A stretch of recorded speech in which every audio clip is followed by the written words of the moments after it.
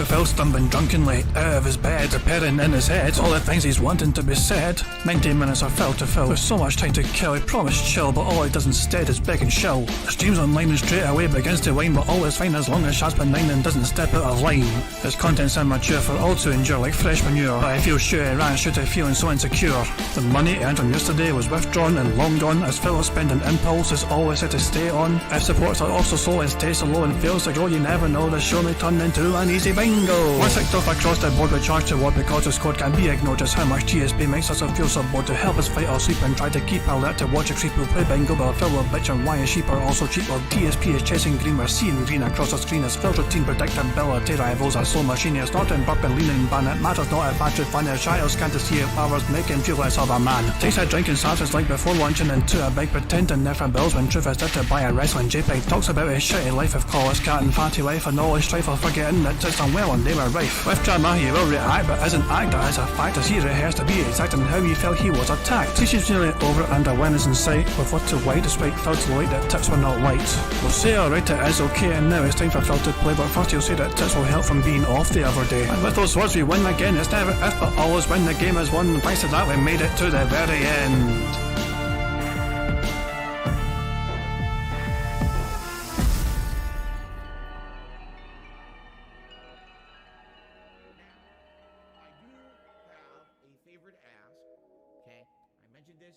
Hey guys, King Jad here, and welcome to DSP Bingo for us today, Tuesday the 17th of January 2023. I do hope you're all doing well indeed. I'm going to share this clip. I'm not sure, like, it was D-Dog. D-Dog was the one that sent me this over Twitter. I'm not sure if D-Dog actually made it themselves, if they, because I don't recognise his username, to be honest, but it's a detractor clip anyway. Shout out to how do you say this person's username? Nod K Calb. I don't know, but it's a very amusing clip anyway. Is this hat suitable, dear? For what? For looking at country cottages. I mean, does it look rural in a sophisticated way?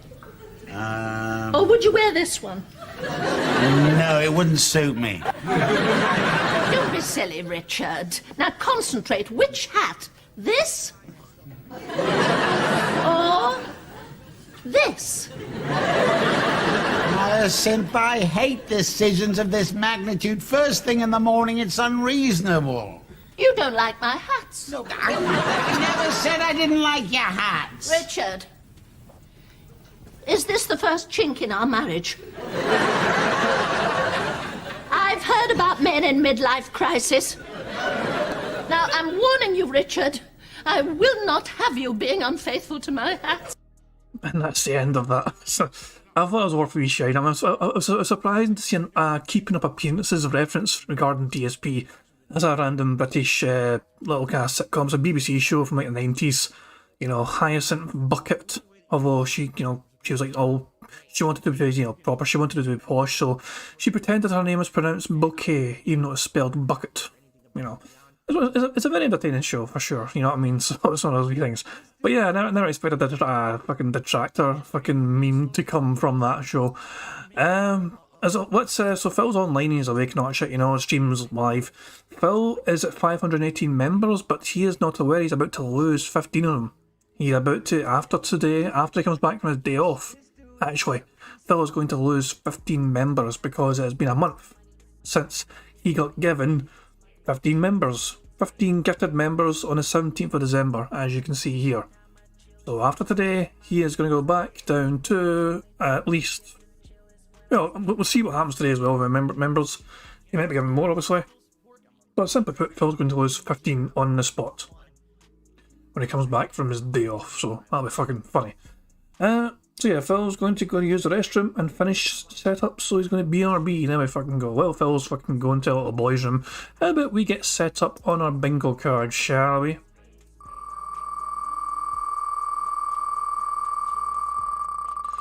What's he going to land on today? What's he going to land on? React or Soundbox? Soundbox. The soundbox is what it's going to land on, and that's going to be touch and go. Phil doesn't always use it every single day. He loves to use a soundbox, but there has been days where he does not use it. So that's That's not a guaranteed bingo for Phil using the soundbox. It just depends how he's feeling, I guess. But yeah, actually I hadn't finished setting up this card yet, setting up the, so we'll just do it. I mean, well, I'll just do snort, I guess, for the fucking centre space. Nothing in particular, nothing's, you know, just a standard snort in the centre space. Good stuff. I'll generate all the bingo cards now. Full, there we go, fantastic stuff. So, the criteria was sound box. And we need a number. We need a number between 1 and 205. The first number in chat I see, which contains a number 4, will be the card I use for today's bingo shenanigans. So please, the first number in chat I see, which contains the number 4 in it.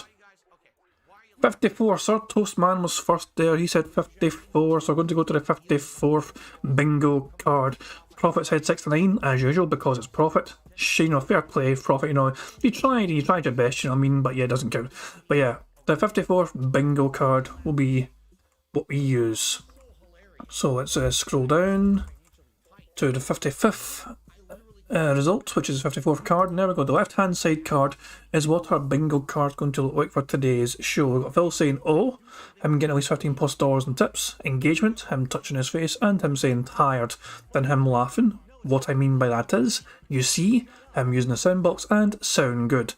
For those Phil saying being toxic, saying dude, him snorting, him saying voted, and interactive. The fourth row is Phil bumping his microphone, him being jealous of YouTubers, him saying chill, him doing scat talk, and him saying literally. And the final row is Phil saying something, style, help, Q&A, unique, and his chair creaking. Overall, I think it's quite a decent card. I think it's got a good strong chance, of course, but it just depends on what kind of mood Phil is in, and I am foreseeing that Phil's going to be in a bit of a... I think the desperation for money and support will be a bit stronger today than usual, because Phil has got a day off tomorrow. He won't get paid for another few days. He'll get paid on Saturday, I think. If YouTube do payments on Saturday, then Phil will get paid Saturday, but I don't actually know if YouTube payments happen for Phil on Saturdays or not. I can't actually tell you that for sure. But yeah, Phil's payday is technically on Saturday, so it's possible he won't even get that money until Monday. But regardless of the fact though, Phil's got a day off tomorrow, but he has been obviously almost a whole month between YouTube payments, and the support from him as well lately has not been fantastic.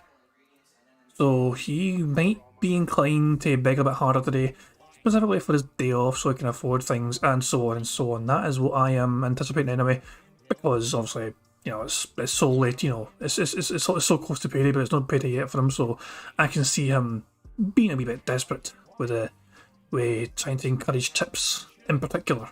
So yeah. So yeah, we picked a card, fantastic stuff. You guys are helping pick it, that's great. I've saved the card as well, that's great. So yeah, I will get the game set up now properly. So as usual guys, you guys all know the drill. 10 burps is a free space, 25 snorts is also a free space. If Phil has 100 likes on his stream and blows bubbles before recording for gameplay, that is also a free space. And if we have 100 likes on this stream, that is a free space. We've managed it once or twice to hit 100 likes on this stream, but to be honest, it's few and far between. But this is what I'm saying. These free spaces should be earned. They shouldn't be guarantees. This is why I make them, you know, not the easiest thing to hit in the world. Although sometimes it is quite easy to hit, like the burp goal, you know, the burp free space or the snort free space. It just depends how Phil is feeling that particular day. So, but yeah, I don't try and make the free spaces, you know, a fucking gimme. You know, there's no point in, you know, things worth having in life shouldn't be coming easy, in my opinion. But yeah, that's generally, you know, so that's the kind of criteria for free spaces. Hopefully we won't need them. Sometimes we don't even need the free spaces. Just depends how Phil is, I guess, and the kind of mood he's in that day. But yeah, there's one more thing to tell you guys. I've made one slight amendment to what happens when someone like subscribes or donates anything. I've enabled text to speech just to test it out, because my bumbling ass trying to read things out sometimes is just a bit, you know. I just thought I'd let the robot do it for once and see how it goes, but we'll deal with that when we come to it, you know what I mean. So that's one wee minor change I've made. So yeah, we'll see how that pans out. Sifa Magoo says, made it hard on purpose, huh? That's what she said, aye. Fucking giggity, yeah.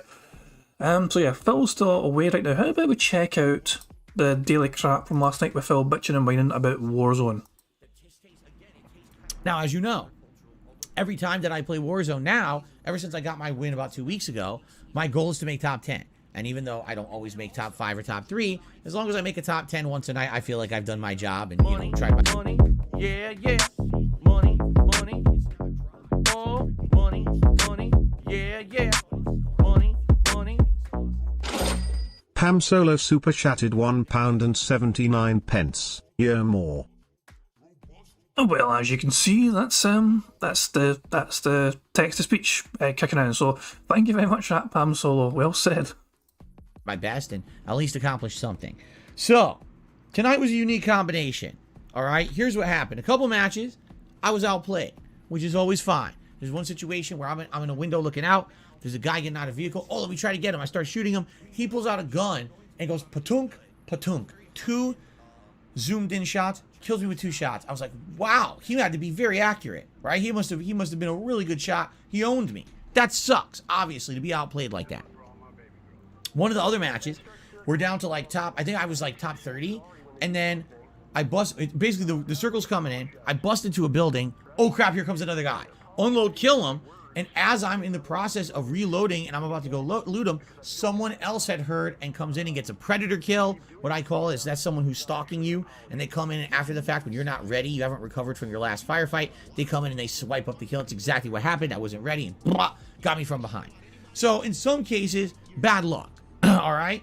Then in some cases, there was some complete and utter bullshit.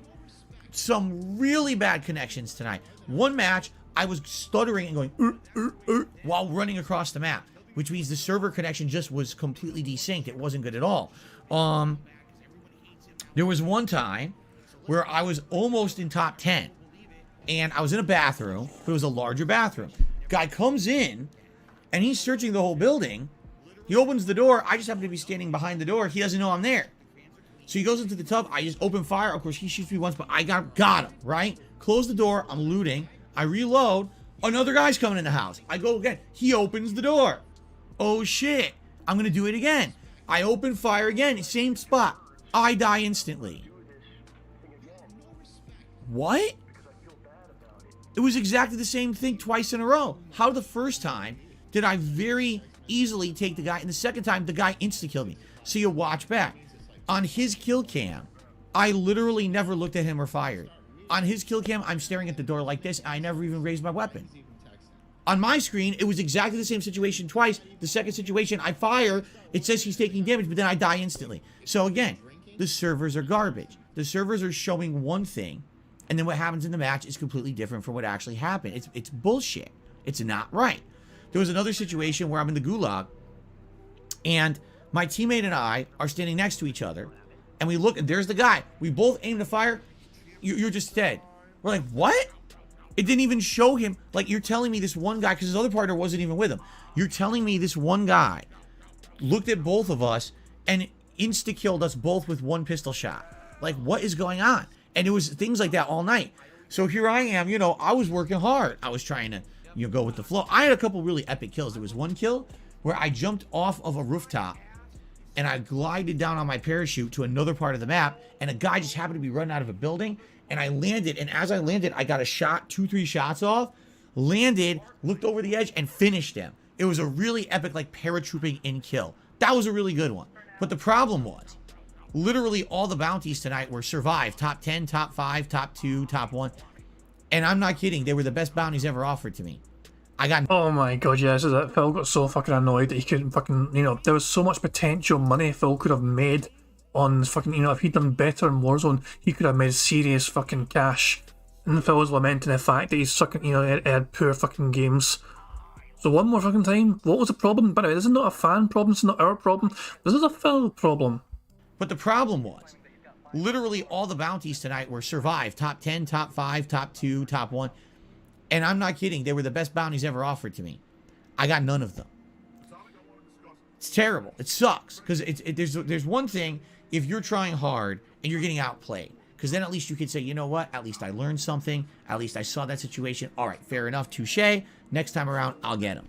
But there's another situation entirely when you're playing correctly, when you're doing things right, And then the game will show a kill cam where you died instantly because you never looked or fired your gun, while on your screen, you were opening fire and had a full clip into the enemy. There was another situation. I'm in a building. I have it set up so that there's only one door in. Guy comes in, murder him instantly, no problem. Okay? So another guy is going to come in. I hear him coming in. I do, again, second time. Exact same thing. Aim, fire. The game even shows me shooting at the guy's head. You're instantly dead. Shows kill cam. Oh, on his screen, you came around the corner, didn't see him, and he aimed and shot you first. It's like, and when that happens, like, do you really want to play again? Right? Like, and that's the thing. This has happened also in the standard multiplayer. It's not exclusive to the Battle Royale. This exact same thing happens a lot in this game. But the game is so popular, people give it a pass. If the game is terrible, the connections are not consistent. They're wonky. They're not, it's not fun. And just stop fucking playing the game then. Or are you fucking annoyed that, you know, you're going to lose it in potential fucking cash, fucking rich, tip heavy fucking content because you fucking got this dumbass fucking bounty system on the go? You fucking keep playing the game. You fucking derided the fucking game in the past for it being fucking Battle Royale. You thought it was fucking shit to begin with, Phil. The only fucking thing you like about the goddamn game is the fact that you might get a lot of fucking money from it if you do particularly well in one certain fucking game. You're not in it for the fucking joy of the fucking game. You're not in it for the pleasure of playing the fucking game. You're literally in it for the bag. This is the definition of Phil. Fucking he shits on other content creators for being in it for the bag. But Phil sticks to his fucking game, keeps playing his fucking game specifically for that fucking money. He hates the fucking game. He hates the fucking servers. He fucking doesn't want to fucking keep playing it. But because there's fucking cash incentive for him, he fucking keeps going back to the game.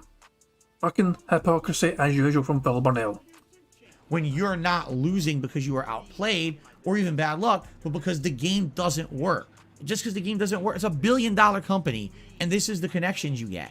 It's laughably bad. So it's frustrating to me because this, honestly, you know, yesterday, I'll be transparent with all of you. Here we go. Yesterday, I only had one stream, right?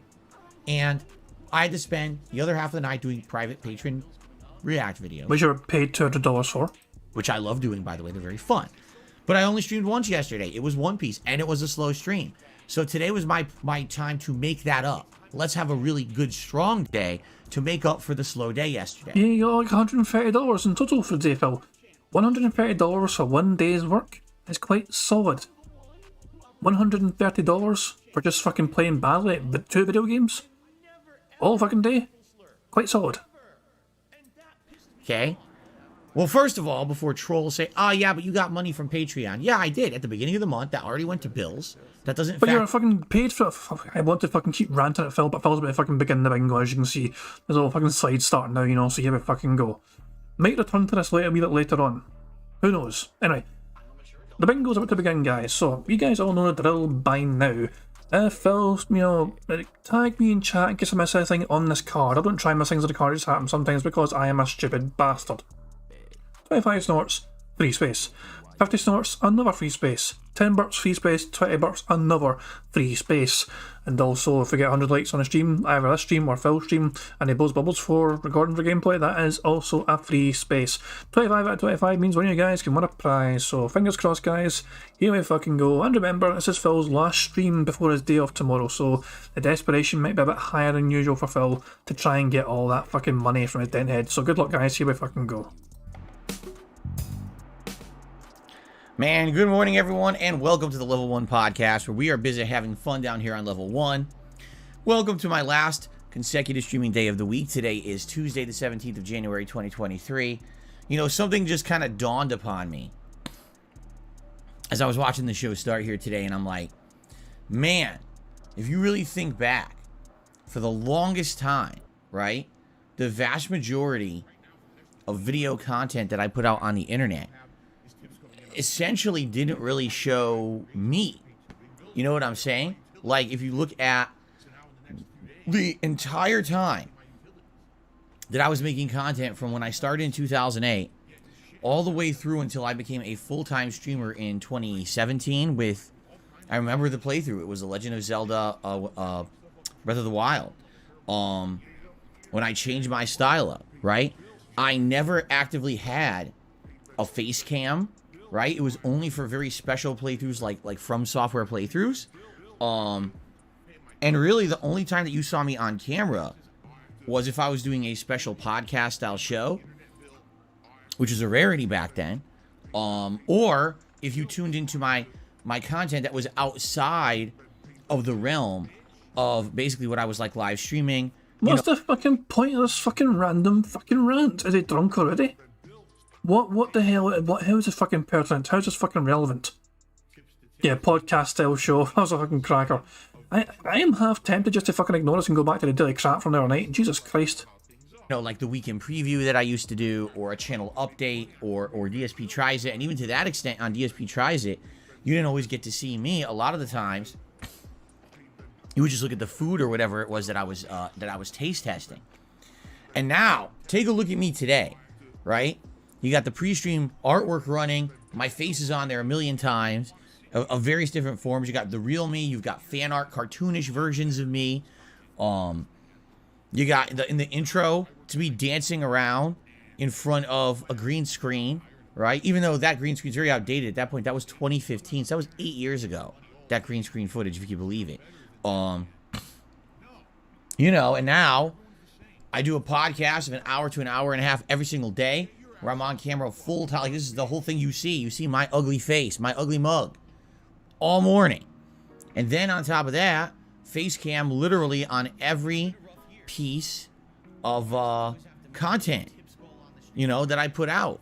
And what a change, what a difference. But I mean, honestly, it's more about, I feel like it's in a lot of ways it's branding when you think about it. Because, you know, back when I was just doing gameplay with no face cam or anything like that, I mean, be honest, maybe people tuned in more just to see the game. Or, I mean, yeah, you wanted to hear the commentary on the game or whatever. But now, you know, when you tune in, you know you're tuning in to see Phil, right? And it's become a brand, right?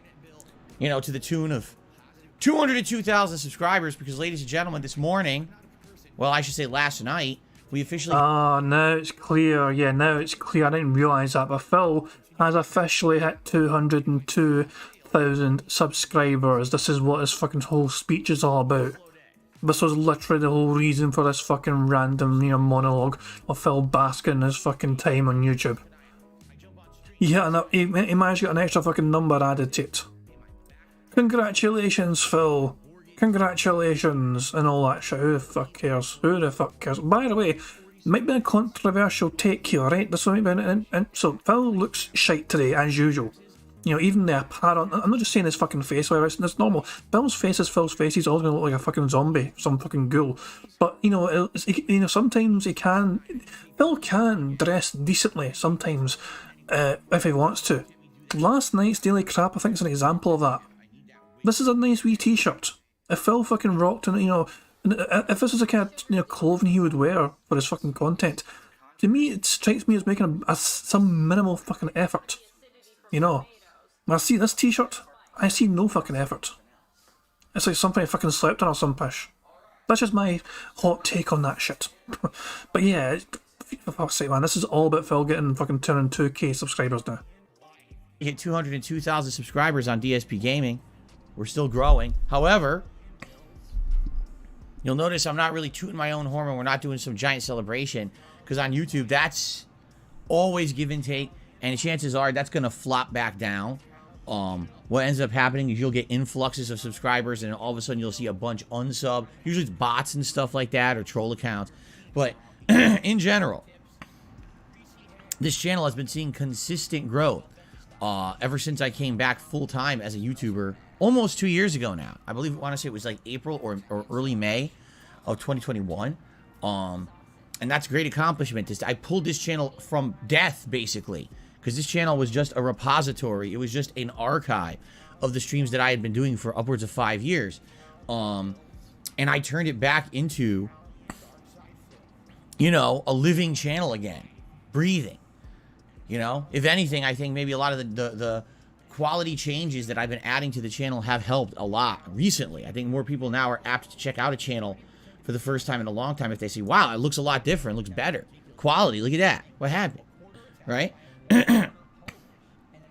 Anyway, good news is, yeah, we hit a new subscriber milestone. Not that it's a big deal. You know me, I don't go crazy for this stuff. And chances are, now that I've said this, you'll have a bunch of troll accounts that'll unsub and say, see, we made him dip below 202. Now he's back to 201. But eventually we're going to get back there anyway, which is great. Now that we're about to head into a bunch of new games, starting in a couple of weeks here with the Dead Space remake, and then pretty much every month we've got at least 2 major new releases moving forward, you'll likely start to see more consistent growth again. You know, December was a little bit on the deader side with releases, but now we're going to get back into the swing of things soon. And that'll be a good thing for sure. So anyway, good morning, everyone. I hope you're all doing well. I welcome you here to the show. This is my final consecutive streaming day of the week. It was a 6-day stream week for me this week. Oh. I thought he was behind me. I don't know where Jasper Kitty went. He's not in here right now, or he's hiding somewhere. Anyway, it's been a good week. Overall, it's been a good week. I had a good one with you guys. Starting up fun projects like Oblivion and also One Piece Odyssey. All right? At the same time, I'll fully acknowledge to you guys, yeah, nothing too crazy, too overly exciting happened this week. You know, I had to take a stream off to do my private react videos for patrons, so that took away a little bit. Warzone, there wasn't as much Warzone this week as a lot of people wanted. And the 2 new games that I started were basically lengthy RPGs. And that's going to appeal to a certain group of people, but it's not going to appeal to everyone, right? So I get it. I totally get it. It looks like this coming week may be a little bit more exciting because today we're starting a new game. We'll talk about that in a second. I'm excited to try this game out. It's a game that you guys have been suggesting for quite some time. We also got a late stream tonight that you guys are choosing, and I'm going to announce that in a moment. We'll check the poll results. You know, yesterday during the podcast, we actually set up a poll. Excuse me. And during that poll, you know, you guys were voting either for more One Piece or, you know, Elder Scrolls 4 Oblivion. We'll see which one you voted for and lock it in so you guys know what's coming up later tonight. And we got a couple other odds and ends of things to chat about today, okay? Nothing too major, nothing too crazy. There's a tiny bit of gaming news about Suicide Squad that we'll discuss. But outside of the realms of that, there's not too much going on, you know, crazy in the gaming world that really needs to be addressed this morning. So perhaps it'll be a more relaxing stream with some Q&A. I decided to do a nice blue theme today. Number one, I felt that it would actually match the top of the podcast border. Speaking of which, we had actually discussed this about a week ago. Someone had said, how would your podcast look without the border on top? Because if you remember, I actually have this nicely designed logo. If I can find it. Is this it? No, that's not it. Where is it? Hold on. Here it is. I have this nice logo that was designed for me by someone who has a lot of graphic design skill. And there's various versions of this logo. There's one where the letters are actually like metal, like silverish, metallic. There's another one that stands out where it's kind of white. I was like, oh, this is a nice logo. But the thing is, I'm not exactly sure how to use it. If I use it like this, right? Now you've got redundancy. It says level 1 podcast at the top. Then it says level 1 podcast in the corner, right? Oops. If, you know, I just do that, then I would have to eliminate the top of the border. And, you know, we talked about this, and I messed around a little bit, and I determined I do think that the border that says level 1 podcast at the top is better. I like that better. No disrespect to the person who went out of their way and designed some new graphics for me. You know, there are some other graphics that may or may not be implemented this year as well that have been designed for me, similar to that, for other various reasons. There's one actually that rebrands the whole channel here. So we'll see what I want to do. You know, we may have some readjusting this year. But ultimately kind of thinking, I was like, nah, I really do like the full layout, and it is redundant to have both. But anyway, the blue, I like the blue matching the blue. And I was actually looking for a color to match today's game, Signalis. And basically Signalis is gray and red. And I was like, well, I don't want gray. Like, gray wouldn't stand out or look very good. And red, I mean, we were doing red for everything. We were doing red for Resident Evil 1 Remake, and then we're doing red now for Oblivion. It's like, how many games are we going to have red as the theme? It's too much red, right? So instead, I said, we'll do blue. Because it's supposed to be set in the future. It's supposed to be like AIs and synths and things. And one of the things you think is like cyber blue, right? And that's kind of like, it'll stand out. It'll look pretty nice. So we're going to go with this for this playthrough, see how it looks. See if it matches, okay? So anyway, yeah, I'm excited for today. Should be a fun final streaming day of the week for me. I'm not going to lie. I do hope that today is a good support day. You know, I actually had several slow days, and it's... Called it. I called it, motherfuckers. You guys that fucking doubted me, I fucking called it. That is right fucking there. Guys, my day off tomorrow. I really, really want to have a fucking lot of tips today for my day off tomorrow. Let's do a little quick calculation. Let's go to Peter's tracker right now and see how bad it has been in the Snort Fort since his last day off. So he came back, he had a day off on the 11th of January. So the 12th of December, sorry, January, 12th of January he's come back from his day off, and in that time, Phil made in tips alone $786. Phil managed to spend $786 in the space of 6 days, ladies and gentlemen. 5 days even, 5 days. I'm not even counting today's fucking stream. In the space of 5 days, Phil has made $786 in fucking tips, and yet it has been a poor fucking week apparently for him. The support's not been fucking plentiful. He has been overspending apparently in some capacity. If his dent heads are going to ask him, I bet they're going to get fucking leaned on what you're spending all that fucking money on. But the fact of the matter is, Phil made almost $800 goddamn dollars in tips since his last day off, and yet he really needs a really strong support day apparently. Steve Red says it's going to be a bad today, given it's nicely between a one stream day, thanks to Patreon content and next day off. Yeah, pretty much, yeah, exactly. But, yeah, Jesus Christ. Phil, I just cannot believe this. I mean, if it'd be one thing if every fucking day was like this fucking day here, we had like one stream day and, you know, it only made like fucking $50 $60 on one day. No, Phil has been making decent fucking money, you know. He had a really good day for the fucking, you know, the 14th. The 14th was a great fucking day for him. He got to wear a hat twice in fucking one day, an amazing thing. But yeah, the last 3 streams Phil has seen him only wear gunner glasses. Whenever he gets a fucking little streak going, whenever there's a streak of no hat, he does seem to panic. Especially when we get closer and closer to payday. Now, you know, he's almost there, but he's not quite there yet, and he has money he wants to spend. Fucking knew he'd start fucking... I knew the begging would come back in full fucking force. Let's see it. I'm not gonna lie, I do hope that today is a good support day. You know, I actually had several slow days, and it sucks, because it's not anyone's fault. It's not like I'm disappointed. We had overall a great week. But this was a week where, number one, I was starting up 2 RPGs, and I don't expect overwhelming amounts of support or attendance when I play RPGs, okay? Number 2, one day I only did 1 stream, right? Because I had to do the private Patreon React videos. And therefore, only doing 1 stream, you know you're only going to have half as much, you know, support. And then yesterday... Basically, I would like to say I blew Money, yeah, yeah. Money, money. Oh, money, money. Yeah, yeah. Money, money. Barrett Wells super chatted £3.07. Phil's IRAs are irredeemable wrestling assets. Fuck's sake. I'm actually quite happy with the text-to-speech thing right now. You know, it saves me fucking reading out and butchering it, you know. But, yeah. Thank you very much, Barrett Wells. Super chat. Blah. This is like a fucking text to speech because I fucking trip my own fucking words. Thank you very much, Barrett Wells, for the super chat. I do appreciate it. And yeah, Phil's fucking spending responsibilities. Phil's basic daily bills essentially are going towards that fucking mobile game. I think Cyborg asked in chat, have we checked? What did he say? Oh, no, let's scroll up. Cyborg was asking, have we checked on upcoming events in WWE? Every single Friday, there's a brand new event on WWE Champions. Some events are bigger than other events. I've not looked into it myself. I'm not really interested in trying to figure out what the events are. All we know is that every Friday there is a brand new event of sorts that's scopely released for WWE Champions. So Phil's spending usually increases quite a lot, especially when you get to fucking Friday, Saturday, Sunday. So it's basically the whole weekend. That kind of the weekend period is where Phil will do most of his goddamn spending for sure.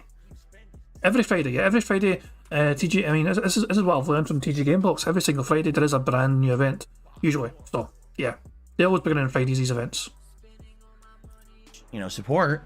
And then yesterday, basically, I would like to say I blew it playing Warzone. But I can only take half the credit for the failure. Because half the stream was my fault. I will outright tell you, when I was playing Warzone last night, alright, there was a few situations where I was outplayed. And I called them out. You know, there was one situation, a guy was getting out of a car. And I'm like, I got him. Because I'm right here at the window. And I can just lean right out of the window and shoot him as he's getting out of his car. This dude gets out of his car, and I start shooting him. He pulls out a sniper rifle. He goes, patunk, patunk. And I was like, what? I died. I was like, dude, that guy's good. You know how good you have to be to, on the fly, get 2 sniper shots back to back in the right spot to kill someone in Warzone? That impressed me. I was like, wow. You know, if I'm going to lose like that, that's okay. You know what I mean? Like that, that's fine. There's another situation where it was nearing the end of the game. We're like the final 30. and I was running for my life to get into the final circle. And I run into a building, and there's a guy running into the building at the same time. I'm like, yes! I pull out my gun, we get into a firefight, but I beat him. Yes! And as I'm just about to start reloading, someone else comes in from behind me and zoop, that's it. I'm like, well, you can't be too upset about that. That's the nature of the game. You're going to get what I call them predator kills.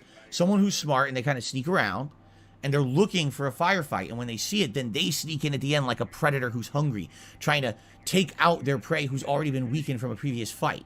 Makes it easier for them, you see? So those are perfectly fine, you know? But at the same time, there were other things last night that really pissed me off, because when I play Warzone, as you guys know now, people are very generous and they offer me bounties. They say, hey, if you're going to do well, you know, we'll reward you. If you're going to make top 10 or top 5, top 3, top 2, if you win a match, sometimes people will say, hey, if you get a certain amount of kills, or if you kill people in a certain way or whatever, we'll reward you, right? And I really appreciate that, because that's a way of people saying, hey, we like the suspense, we like the entertainment value, and if you perform well, you'll be rewarded for that performance. And in general, it's been really good. In fact, the last 2.5 weeks... I fucking just love how Phil describes bounties the way that most content creators should just basically, you know, treat their audience anyway. Like, it's not a bounty thing. Like, if people fucking get entertained by a fucking content creator, they'll probably be naturally more willing to give them some money as a thank you, or even just, you know, at the very least, you know, like the stream. Like, that's a normal thing when you're for streaming. But Phil treats bounties like it's a special thing, where it's like people will be more forthcoming if I am more entertaining and I manage to fucking achieve, you know, good things in this fucking game. Most content creators want to fucking provide good, entertaining content anyway, to try and get their fucking audience to, you know, enjoy the content and maybe give them something for it. That's a normal fucking thing to do. But for Phil in his fucking head, it's like the bounties are a way of fucking making sure, you know, that somehow increases the entertainment value, the fucking bounties. Phil cannot do that naturally. Organically, it is impossible for Phil to make fucking Warzone entertaining. He has to fucking make sure bounties are involved. So it's not a case of fucking fans willingly, happily giving Phil money. No. It's a case of, no, they fucking bet on it. You know, the bounty's placed. If Phil does achieve what he was fucking asked to fucking achieve, then they're fucking made to fucking pay up or they get banned. Since the new year hit, and since I got my first win right when January started, I've been really looking for that second win. And even though I haven't gotten it yet, there have been a bunch of matches where it's been really cool, like down to the wire, suspenseful gameplay. And there's been a couple of times that the only reason I didn't win is because I didn't understand a game mechanic, like being able to stim endlessly in gas and not die, which I didn't even know could happen. But for the most part, there've been great suspenseful times, and usually I'll make a top 10 placing, which means, you know, I'll hit some of these bounties.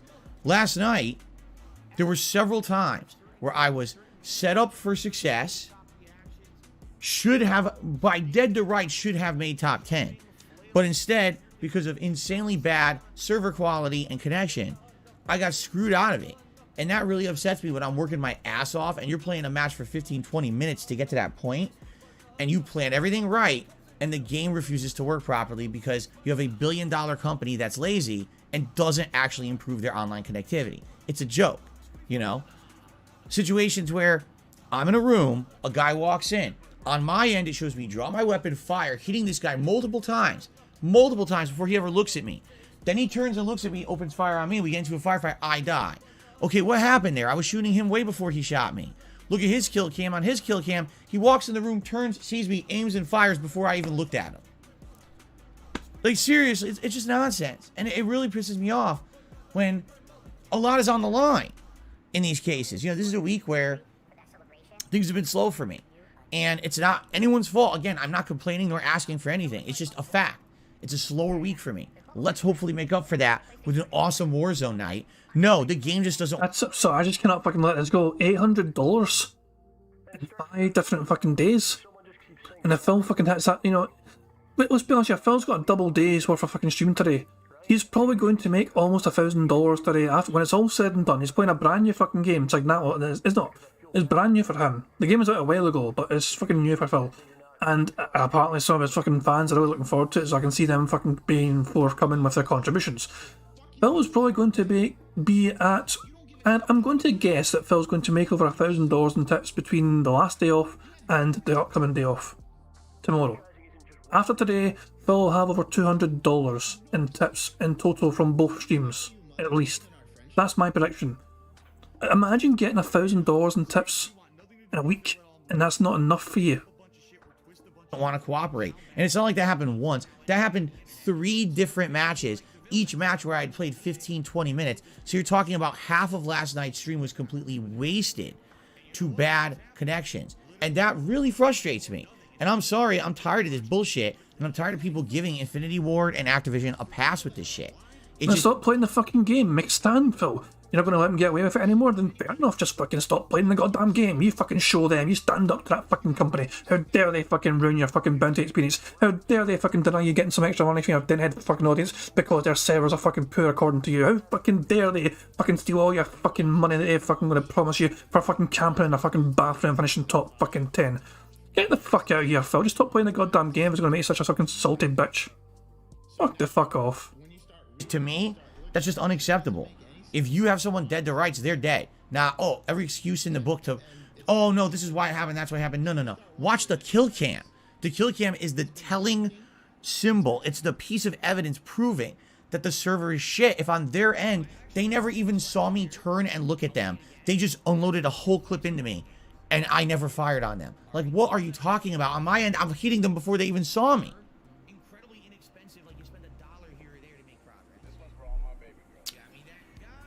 And it really pisses me off, because that's hard work. That's not like, oh, I'm dicking around. It is hard work to get to the end of a match of Warzone. It is. There's a lot of planning involved. There's a lot of, suspense, of course, adrenaline pumping. And to strategically say, here's how I'm going to move through the map.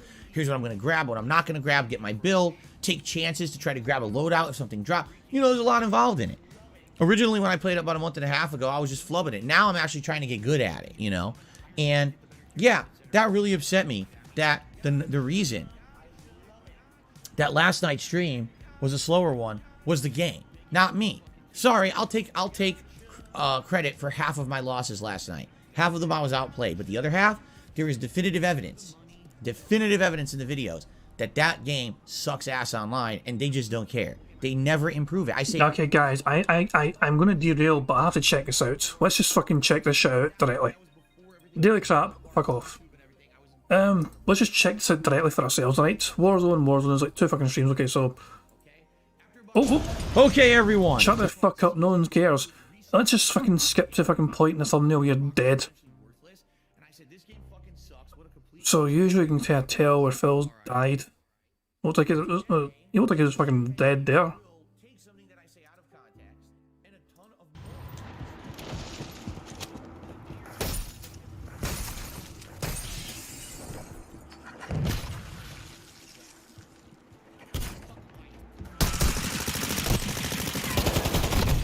What the fuck? I didn't even know this is possible. Money, yeah. Money, oh, money, yeah. Money. Profit Super chatted £3.07. Remember 10 megabits per second up, has his bitrate at 8.75 megabits per second, leaving 1.3 megabits per second for everything else. Warzone requires 5 megabits per second meaning that his connection is reason. Thank you very much, Prophet, for the educational details on why Phil's connection is so shite. It's all basically his fault because of his fucking stream settings, essentially, so there you go. Prophet with all the knowledge. That's what I'm saying, like, Prophet's always fucking debunking Phil's. Whenever Phil tries to get technical, sometimes when Phil fucking tries and speaks in some sort of technical way, as if he fucking knows what he's fucking talking about, but he clearly doesn't, and Prophet's always fucking on hand to rant and rave at him and correct the fucking matter for everyone to say, okay, this is what's happening, Phil's wrong, this is why Phil's fucking wrong, and explaining in great fucking detail. So yeah, well explained by Prophet. It's okay, so Phil's ranting and raving is after this. So he died in the Gulag as well. What the fuck? What the fuck? I have no idea. Well, man, he got his ass kicked. Okay. Is it in part 1 or part 2 of this fucking... Because, like, did it happen in the first part or second part of Phil getting his arse handed to him? What I can see for myself, this fucking example that Phil... Phil's like, oh, it wasn't me, it was a game. It's not this game that he's talking about.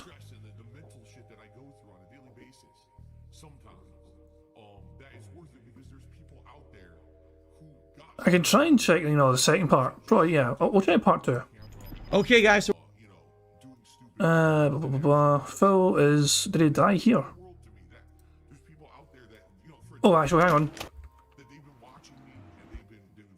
This is what Phil's talking about. Phil's talking about here, hiding behind the door. This is one of them. man's gonna do more damage with all those attachments. Top 20. So this is Phil's fucking hiding behind the door strategy. My first top 20 of the night. Right. Okay.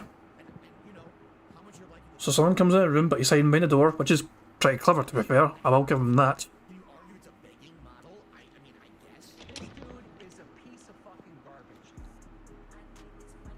Why are you taking so long to fucking just shoot him? You know where he is.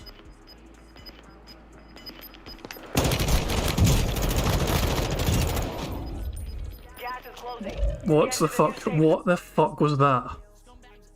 What the fuck was that? Now, Phil could get a jump on him very fucking easily. He waits all that fucking time, stares at his dumbass camera, stares at his fucking chat, and then the guy spots him, and then Phil fires. So Phil takes a whole bunch of fucking damage right fucking there. Stupid. Absolutely fucking stupid. He could have had a jump on him very easily and fucking killed him. Fucking... Not just that. Phil had him dead, and he just kept firing.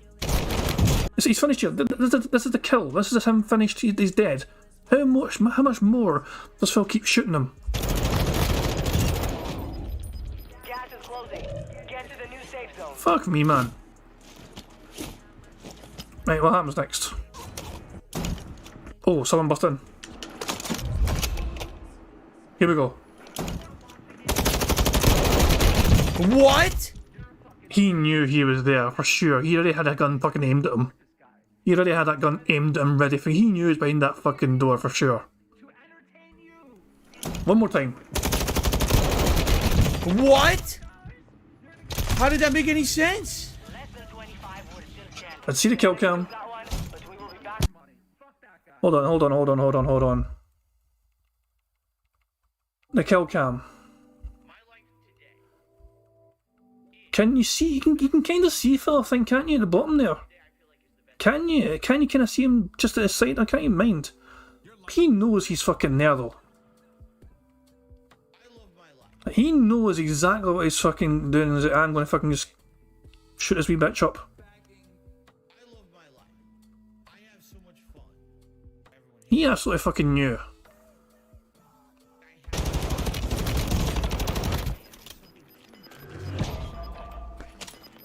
$13. It made no sense at all. It literally made no sense. Made perfect fucking sense to me. If I already had a bit of damage from the fucking previous kill, the guy shot him a few times anyway, and the guy knew where he fucking was. The guy knew exactly where he fucking was, so he fucking shot him to fuck. Phil's fucking strategy of fucking hiding in his place until the guy fucking acknowledges he's fucking there. 13, so fucking close for Phil. Poor Phil. Right, what happens here? Oh wait, this is not even. This is like before the fucking game. Is there any more? Is there any more like fucking Phil going on? That's fucking shite and useless, and that's not real. Or is there? What happens here? Anyway, What's the gulag? So Phil dies here then. that might be the end for them, which sucks because it was kind of like this story of almost like redemption. Like, wow, they. What the fuck was that?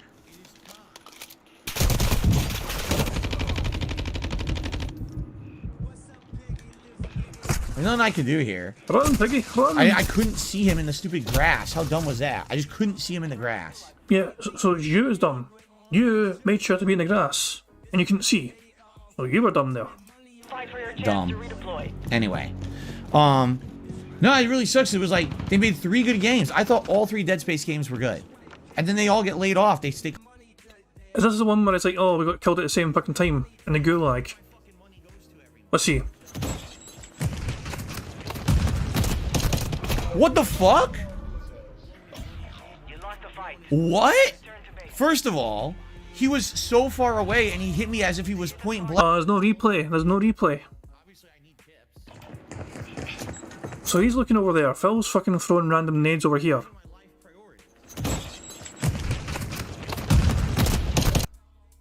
So you got shot twice there, Phil. What the f? I'm kind of looking at the top of the fucking screen here. The guy took care of his ally first. Look at the top of the screen there. The guy BP916 is like Phil's fucking, you know, little pal here. So Phil got shot once here, okay? He gets shot again. At the same time, his ally is gone. Basically, when Phil gets, as soon as, like, basically as Phil gets hit here for a bullet, his ally is dead. Name scored out at the top of the screen. And the guy's also fucking hitting like great fucking shots on him. Has Phil got any shots on him? Let's see. What the f? I don't think Phil landed a single fucking shot. I don't think he landed a single fucking shot. Let's try and find out. That's what I see. Did Phil land any fucking shots on this guy whatsoever? Let's see. So Phil is okay. There's the guy there. He got shot there. He got hurt there. That's not a shot, and Phil missed that. He missed that. There's no hit marker indication as far as I can tell. Phil's missing all his fucking shots he's aiming for the fucking body, and he like got fucking domed in the fucking head. What the fuck? Phil just played fucking poorly. That's a simple case. So, let's be honest. Him being poor and the other guy having a good fucking shot. Look, I've seen enough. I've seen enough. Phil's just fucking many excuses for him being fucking shite at the fucking game. It wasn't the game robbing him. It's just Phil being garbage because he's been doing decently the last few fucking Warzone games, and that's the fact. The fact of the matter is though, the better you fucking doing Warzone, the more likely it's going to fucking try and put you in games with people who are a better fucking skill quality, actually, you know. So you're not going to fucking steamroll every fucking game. So naturally, if Phil's getting fucking top 10, so fucking, you know, top 5, top 10 quite fucking regularly, then it's going to think, you know, the game's going to think this guy needs to be in a fucking higher lobby with better fucking players. They can't just fucking keep, you know, playing them with fucking bots that he fucking steamrolls all the fucking time. So because of that, Phil's most recent successes in Warzone are coming back to haunt him because now he's actually getting paired in games with players who actually fucking know how to fucking kill you. Every year, Call of Duty is the same netcode, the same problems. They just don't care. I'm going 1.25 speed. I've wasted too much fucking time. But yeah, that's 1.25 speed. Fuck it. Because they're $1 billion game and everyone buys it anyway, so everyone just accepts it. And they never improve. They will never be pressured to improve if people keep spending the money like they did. So anyway, yeah, it pissed me off. So I'm really hoping today for a strong day when it comes to, obviously, viewership. I'd love more people to come check out Signalis. It's a new game. It's something that just came out a few months ago. It's my new playthrough, something different, and I'm playing it because you guys gave me feedback saying it was really good. So because of that, it's like a lot of factors I hope come together and ends up being a good playthrough today. I don't know. You know, I love classic survival horror games, hence me wearing my King of Retro shirt today, because this is supposed to be a modern game that is an homage and a take on old school survival horror such as Silent Hill and Resident Evil. However, it very much has modern themes. The characters are drawn in an anime-esque style, I should say. It's about the future. It's set somewhere in the future. There's cyborgs and AIs and synths and things like that. So did this motherfucker just say anime-esque style? Anime-esque style. The characters are drawn in an anime-esque style. Yeah, actually, an anime-esque style. Oh my fucking god. I should say. It's about the future. It's set somewhere in the future. There's cyborgs and AIs and synths and things like that. So definitely it's a different twist. But hopefully it'll play like an older game, which is the kind that I like. All right, we're going to see. You know, it's one thing to play a classic that I've already played for a second or third time. It's another to just play an original game like this that I have not played before and see how it pans out. Hopefully it turns into a good playthrough, you know?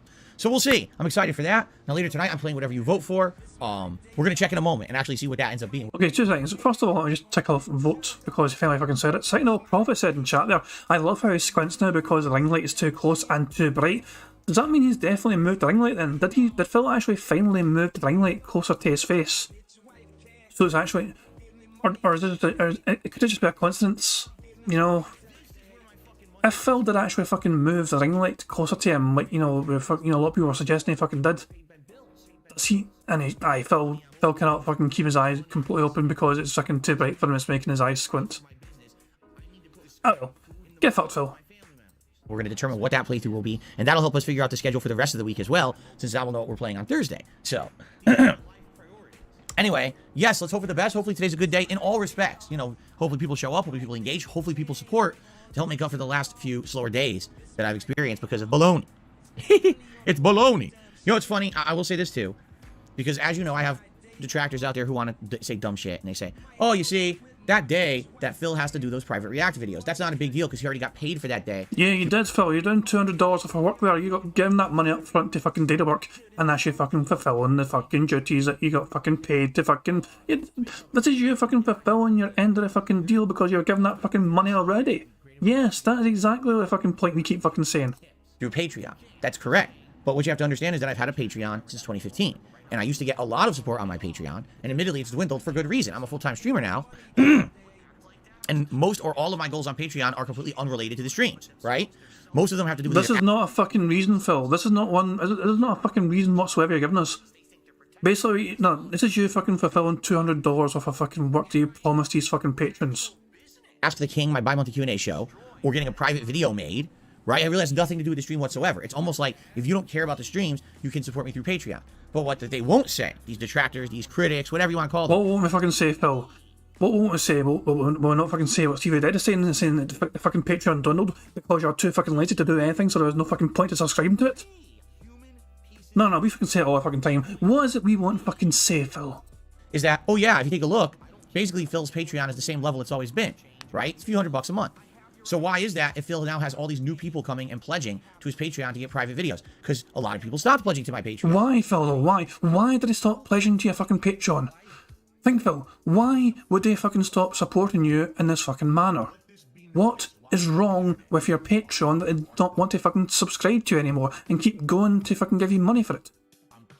Ask yourself this, you fucking moron. Why is it you don't have as much support in Patreon as you fucking used to have? No. The fact still stands, Phil. This is you fulfilling $200 worth of fucking work on that fucking day off you took from doing the evening stream. In the last couple of years, when I came back to YouTube full time, a lot of people said, well, I'm going to support Phil or try to support Phil via YouTube. You know, contributions on his streams and the like. And, you know, a lot of people have canceled their ongoing Patreon support. That used to be a staple piece of support I would get every month. Okay? So I used to always get, you know, a few $100 support without... Yeah, but you don't anymore, Phil. You don't anymore. And you're not going to fucking ask yourself why. Let me guess, you're going to blame us. I don't get as much support in Patreon anymore and it's because of detractors. I fucking right. Having to do a night stream off to do private patron video. Now I have to do that to get the same amount of support. So it's funny, you know, I say, you know, guys, it is a little bit slower now because tonight I can't stream. Oh, he already got paid for that. Yeah, the same amount that I used to get paid without having to have a stream out. You know what I mean? But they don't see that aspect of it because they're scumbags. All they do is they sit around. The fuck off, you fucking cunt. It's not our fucking fault you can't handle your fucking finances. Fucking forgive me if we can't understand the life of fucking Phil Burnelli. Fucking can't afford to fucking budget himself on $800 fucking dollars in 5 fucking days and tips. Fuck the fuck off, Phil. We get $200 fucking dollars for fucking reacting purely to a fucking goddamn video from other fucking people making them. Jesus fucking Christ, Phil. They're all fucking scumbags. Why? Because we fucking point at you're so fucking piss poor at handling your fucking money. You fucking beg every fucking day your fucking audience, please guys, give me some more money, please give me more, please give me more, please give me more. Those fucking dentheads will give you more, give you more, give you more, give you more. And you're still fucking back at the fucking well once again, fucking time after time, asking for more money every fucking day after these fucking dentheads. And they're fucking not clued up, man. They're not fucking clued up to fucking think, where's this all fucking money going? Why is Phil needing more fucking money when we just fucking gave him $800 fucking dollars in the space of 5 fucking days? They don't fucking ask themselves that because they're not fucking smart enough to fucking think of that. And the second that one person does try and fucking insinuate that fucking question in your fucking chat, they're fucking gone. They're leaned. How dare they fucking question Phil's finances? Phil fucking begs them for fucking money for his day off and they fucking ask where did the fucking money go? It's only your fucking business. We are fucking asking them for fucking money for your fucking day off. So they're fucking entitled to fucking ask these fucking questions, Phil. If you cannot fucking justify what you've done with $800 in 5 fucking days, why the fuck should I give you a fucking another penny?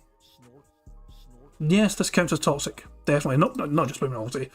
I felt like I was fucking going toxic there for a fucking second, but Phil's definitely been toxic as well. So yeah, that's a fucking bingo right fucking there.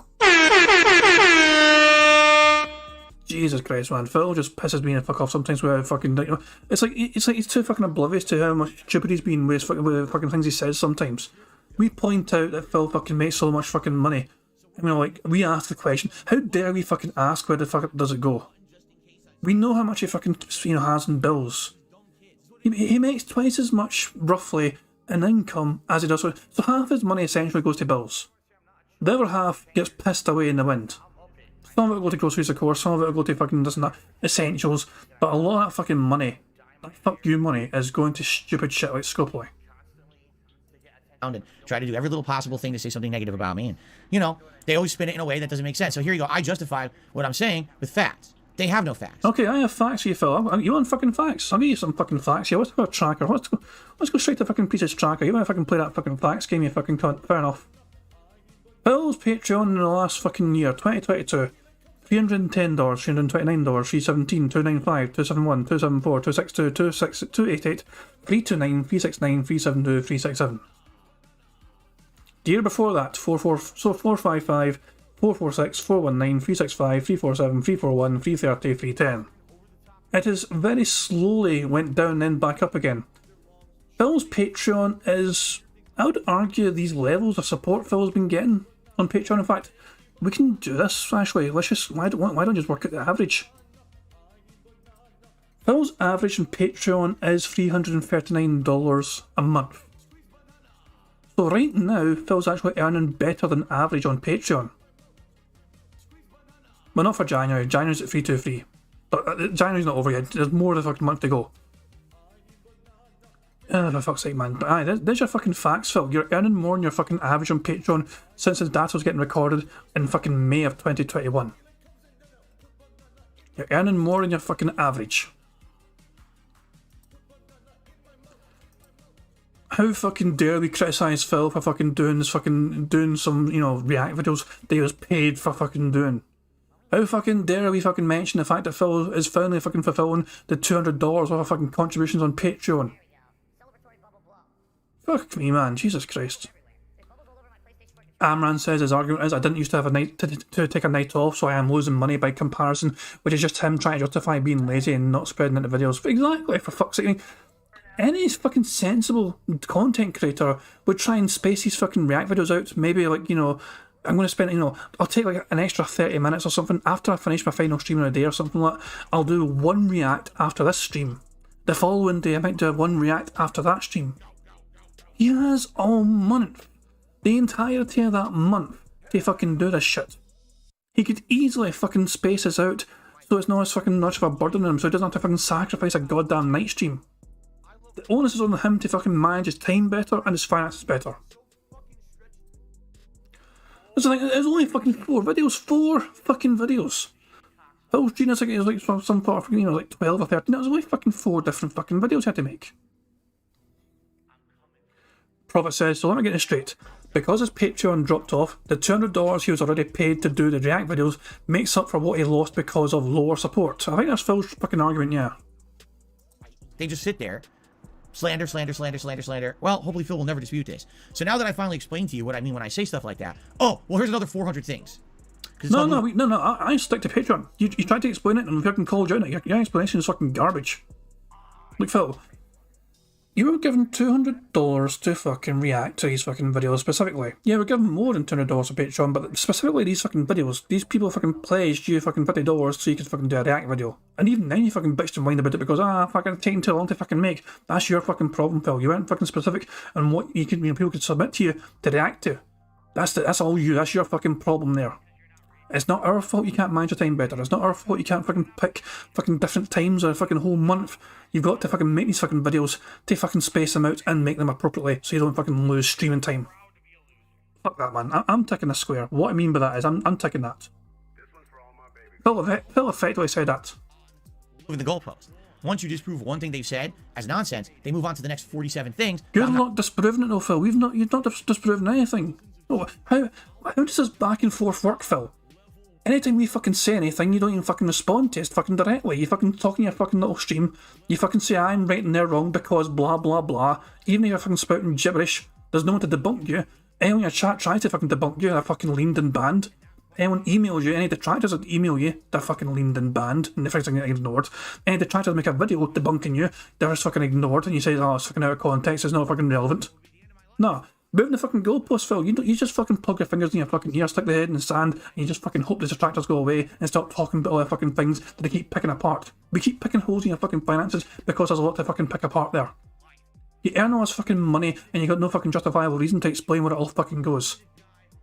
We fucking have an explanation, we have a reason, we have a theory, we have evidence to show where all the fucking money goes, and you fucking cry, Phil, with no evidence to justify it whatsoever ever.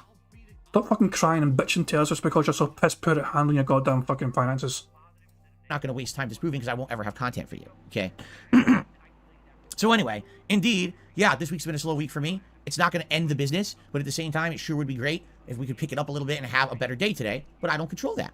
That's up to you. If you guys are having a good time today, I would hope you'll support the streams. And if you're not or you can't, that's okay too. You know, it's all good. It's all good as long as we're having a good time. That's what it's about.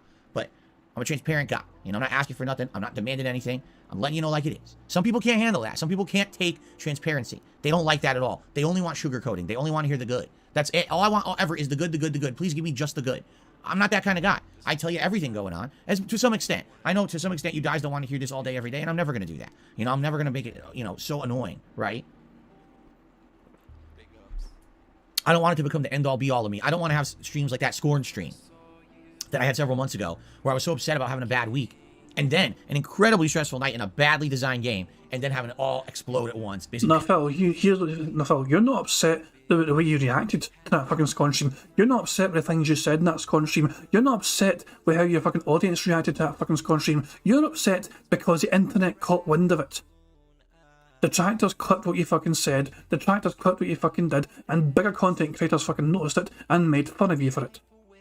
You're upset because everyone noticed. You're upset because you went viral for the wrong fucking reason again. Look at Phil, he's e-begging again. Look at Phil, he's crying about money again. Look at Phil, he's fucking lashing out his audience again. You're not upset about what you did. You're upset about the reaction of it. You're like some sort of fucking criminal, you know, it's like, you know, some fucking, you know, murderer who fucking feels fucking sorry, you know, I'm sorry for what I did. No, you're sorry for getting caught. No, you got caught, basically. And you're fucking sorry for getting caught. You're not sorry for what you did. You're sorry because, you know, fucking, you know, your actions caught up with you. Pent up in me and it blows up on stream and I look like an asshole. I don't want that to happen, you know. That's why it's good every once in a while to be honest with you guys and be transparent and let you know what's going on, right? So you know what's going on with me, and you know, you see my perspective. I'm having a great time. I'm enjoying all the games we're playing. You guys are a great audience. I'm excited for the future. We got a new game today with Signalis. We got the Dead Space remake coming up. We have several new games coming up in February that are going to be good. So I'm not worried. By any means, I'm not worried. It's just, you know, having a good stream of a couple of months there and then having a week where just bad circumstances kind of conspire. Last night would have been an amazingly supportive stream if I hit any of those bounties on Warzone. And I hit zero bounties. Like, what are you going to do? There's another one coming up this week. Hopefully I'll do better, right? That's really the best attitude to have, okay? You have to push forward positively and hope for the best and be hopeful. You just have to. You can't be a defeatist in this life. You can't let setbacks crush you and destroy you. You can't let a bunch of people telling you you're no good or you can't do this or, you know, you can't let any of that hold you back. You've got to keep pushing forward positively. And at least in my experience, okay, my life experience, if you keep pushing forward positively, eventually good things will come to you. And it may take a long time. It may take a lot of downs before things turn and it starts to go back up. But in my experience, as long as you stay the course and you don't compromise your morals and values and you stick true to who you are, hopefully that will resonate with someone and eventually good things will come to you because you deserve it. You know what I say? You stick to your guns. You maintain the kind of attitude that you think is a positive one in your life. Hopefully others would recognize that and see that level of dedication and that level of work, and you would eventually have a level of success and rewards for your hard work. You know what I'm saying? I hope, for all of you, I really hope that's the best because that's been my experience in life, and I'm very grateful. I'm very, very grateful. In fact, you know what? Just to give you guys a perfect example of what I'm talking about here, okay? Every day, without exaggeration, every day I get another one of these offers for sponsorship.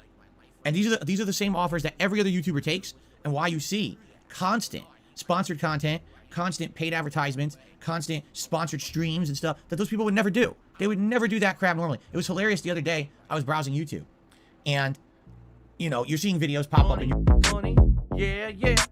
Money, money. Oh, money, money, yeah, yeah. Money, money. Barrett Wells super chatted £3.07. It might take a lot of mentally compromised individuals in control of their finances, but it'll work out. Pretty much, Barrett Wells. Thank you very much, Barrett Wells, for super chat. And yeah, Phil, Yeah, it's never fucking his responsibility. It's always down to his fucking audience. And this fucking segment right here, oh, I got offer sponsorships, but I'm not going to fucking take it because I want to be real and genuine and honest. That means fucking begging you morons to fucking give me money because I'm not going to fucking take responsibility. I'm not going to be a responsible adult and fucking promote a product to get given money. How dare you? How dare Phil Bonnell have to fucking lower his fucking standards to fucking stop putting the burden of fucking Phil's financial fucking survival on his audience? How fucking dare anyone suggest Phil fucking, compromise having to fucking plug and, some company? Jesus Christ, man. Stevie Red says Poem Mystery posted his YouTube search history on Twitter. Yeah, I saw that earlier on actually. Yeah, I shared it with Raven and he had it on a stream. Yeah, I've seen that. So things like one of the searches was like, there's like Rob Gavigan and there's like fucking Voice Critical DSP Game and he searched for himself. Phil even searched for himself in his fucking search history. It's fucking weird. And yeah, I seen it earlier on. Bad Luck says, guilting his audience again. Look guys, all the sacrifices I make, I don't even take any sponsorships. I rely on you, only on you, so give me money. Exactly, it's unreal. It never ends with Phil. I had a feeling today about a desperate stream for Phil when it came to money, but I didn't expect it to be fucking most of the goddamn podcast.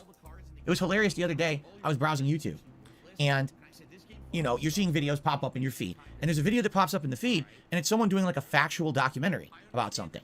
But the video preview is like demons in a video game. I was like, what the hell? That video preview has nothing to do with the video. What is it? I clicked on it. Oh, Raid Shadow Legends ad. So the Raid Shadow Legends ad became the video preview for their video, meaning no one's going to watch that video. They're going to see the video preview as an ad. They're never going to watch that. And I'm looking, I'm like, this is what's become of YouTubers. It's all about this first, and then the content second. Not me, because I don't... Remind me why you play Warzone again, Phil. You hate the fucking game, you hate developers, you don't want the fucking game to give a pass, you fucking want people to take a stand against the fucking game developers. So why are you still playing fucking Warzone? Exactly. This could be a good thumbnail. Have this. This could be a good thumbnail. Like a little smug look in his fucking face, like I'm so much better than other YouTubers because I don't fucking, have to fucking promote anyone. What do you think? This thumbnail right here could be it. This could be a fucking thumbnail. This could be the future thumbnail.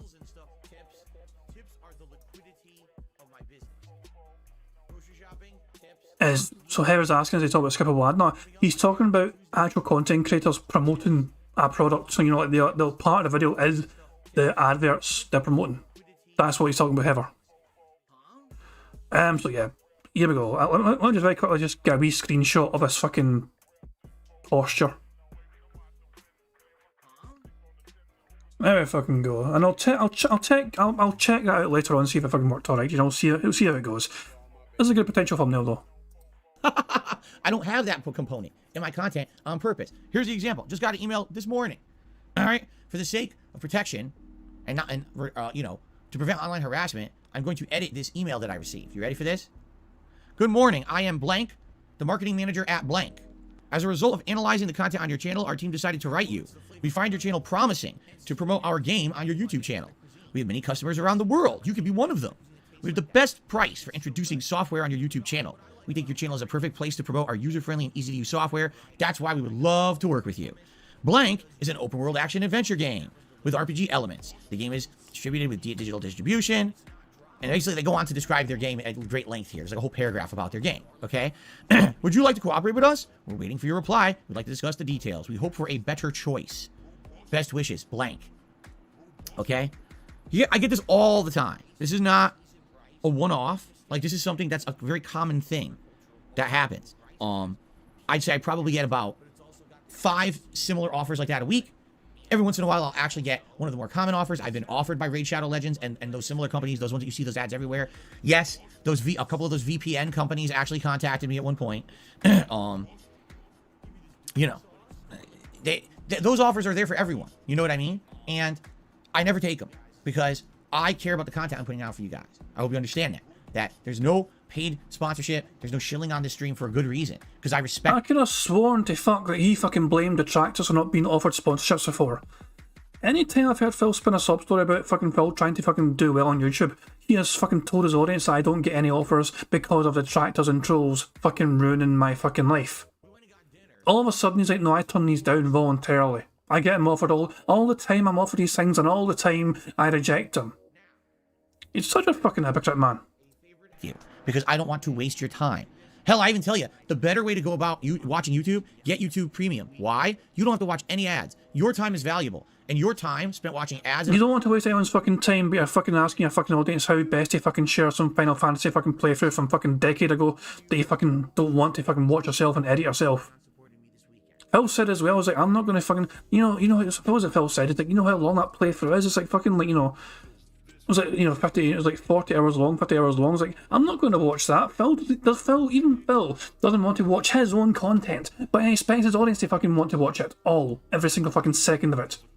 When the content creator is not willing to fucking even put in the fucking time to watch his own content, then why the fuck should anyone else? A month is more valuable than $13 a month. So spend the $13 and skip the ads and watch everyone's content and enjoy it, rather than having to sit here and be advertised to all day. You know, that's my take. But basically, yeah. Phil, you spent the entire podcast advertising to your audience. You're reminding us that your fucking support's been low and you wanted better fucking support, and so it's been a slow week for you and you got your day off tomorrow and you really hope these new games bring in support and you're really optimistic because it's been a slow week and not Jesus fucking Christ, Phil.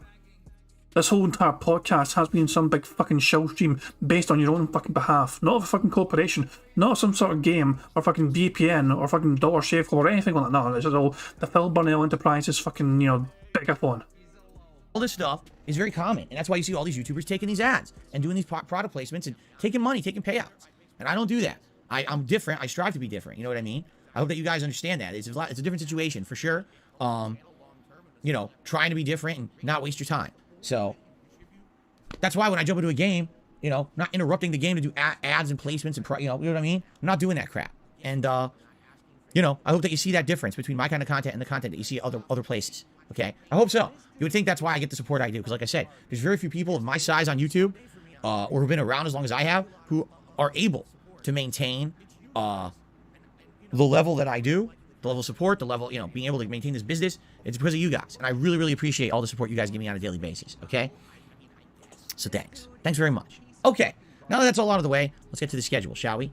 So today, new game, Signalis. This is a game that apparently is indeed an homage, all right, to the classic survival horror games. It's going to have tankish controls. It's going to have limited ammo. It's going to have inventory management. It's going to have backtracking. It is what it is, right? And I'm used to that. Hell, we just played Resident Evil 1 Remake.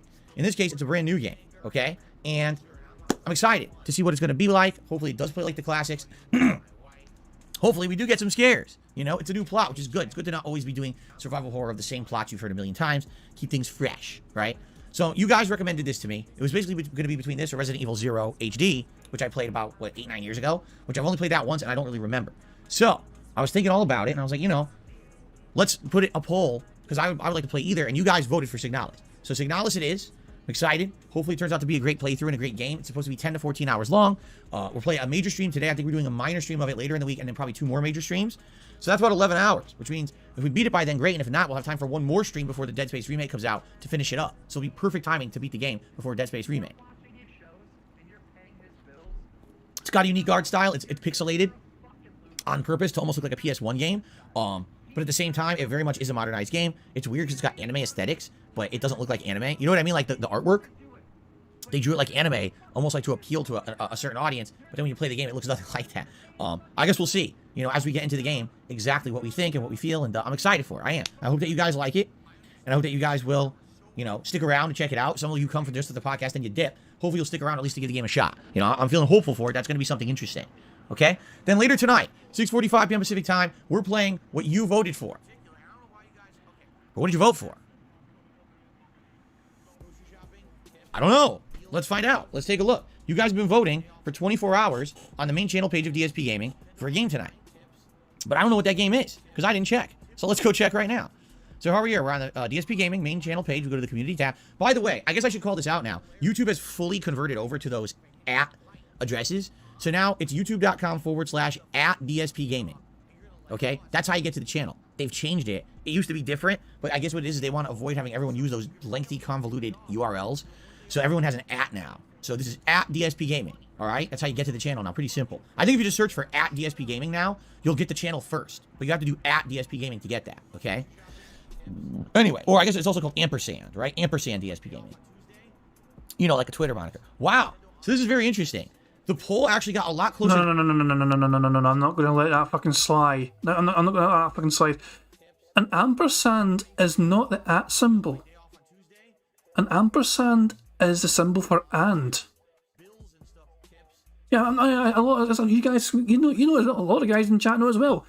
He's trying to claim the at symbol is called the ampersand. This motherfucker. I am convinced to hell that Mama Barnell fucking did sexual favours in that fucking school for Phil to become valedictorian. How in the hell this guy became valedictorian, only God knows, and Mama Barnell. Holy fuck. Than I thought it would be overnight. Yesterday. One more time. Now, you'll get the channel first. But you have to do at DSP Gaming to get that. Okay. Anyway, or I guess it's also called ampersand, right? Ampersand DSP Gaming. You know, like a Twitter moniker. Wow. So this is very interesting. The poll actually got a lot closer than I thought it would be overnight. Yesterday, the last time I checked on this poll, okay, the results were pretty pulling away. It was One Piece Odyssey only had about maybe like 35% of the vote, and Elder Scrolls 4 Oblivion had about 65% of the vote. So almost double the amount of votes. And I was like, wow, well, that's definitely pulled away. That means we'll be playing Oblivion tonight. Well, checking the poll right now, we had 1,300 voters. Thank you to anyone who voted in this poll. The results are as follows. One Piece Odyssey now had 46% of the vote. Elder Scrolls 4 Oblivion, 54% of the vote. So it was actually quite close. It was less than 9% that determined this voting, which is what, like 100 people. But I'm going to call it now. That way everyone knows what's going on for the schedule. Elder Scrolls 4 Oblivion will be tonight's late stream. All right. If you remember, we're in the middle of some quests that I've basically been flubbing and doing wrong. So people actually commented and emailed me last night and said, what are you doing? You're messing this quest up, you idiot. Why are you doing this dumb stuff? Stop doing it. So I was like, oh, okay. I guess what I should do is maybe reload a save and do this properly because I've been screwing up because I'm stupid. Anyway, so we'll resume for that tonight. Side questing in Oblivion. That's the late stream, 6:45 p.m. Pacific time. Okay. And then that means that the main gameplay stream, all right, coming up on Thursday will be One Piece Odyssey. Okay. And that'll be cool because we got the new straw hat that is now eligible to be worn during any given stream. But in particular, obviously, if I'm, if I'm playing One Piece and we can have the straw hat that Luffy wears and me wearing it at the same time, it's pretty cool. So that's what's happening. Is tonight it is Elder Scrolls 4 Oblivion, 2 hours of chill RPG fun on the late stream. I'm off from streaming tomorrow. I hope you all have a great day tomorrow, a safe day. If you happen to start getting caught up on any of the stuff here on the channel that I've done in the last week, enjoy. And be sure to remember ways that you can support DSP Gaming when I'm not here. Liking the videos, leaving comments on the ones that you watch to let me know what you think. And of course, if you want to go above and beyond, you can always check the description of the video to leave a tip, or you could possibly consider leaving a super thanks on a video as well if you're enjoying it. Okay? So there you go. Oh, he said chill. That's another bingo. I missed chill. So there we go. That is another fucking bingo because Phil said chill. So fucking hooray for that. We're actually doing, this is a very strong fucking card. We're 6 away from a full house.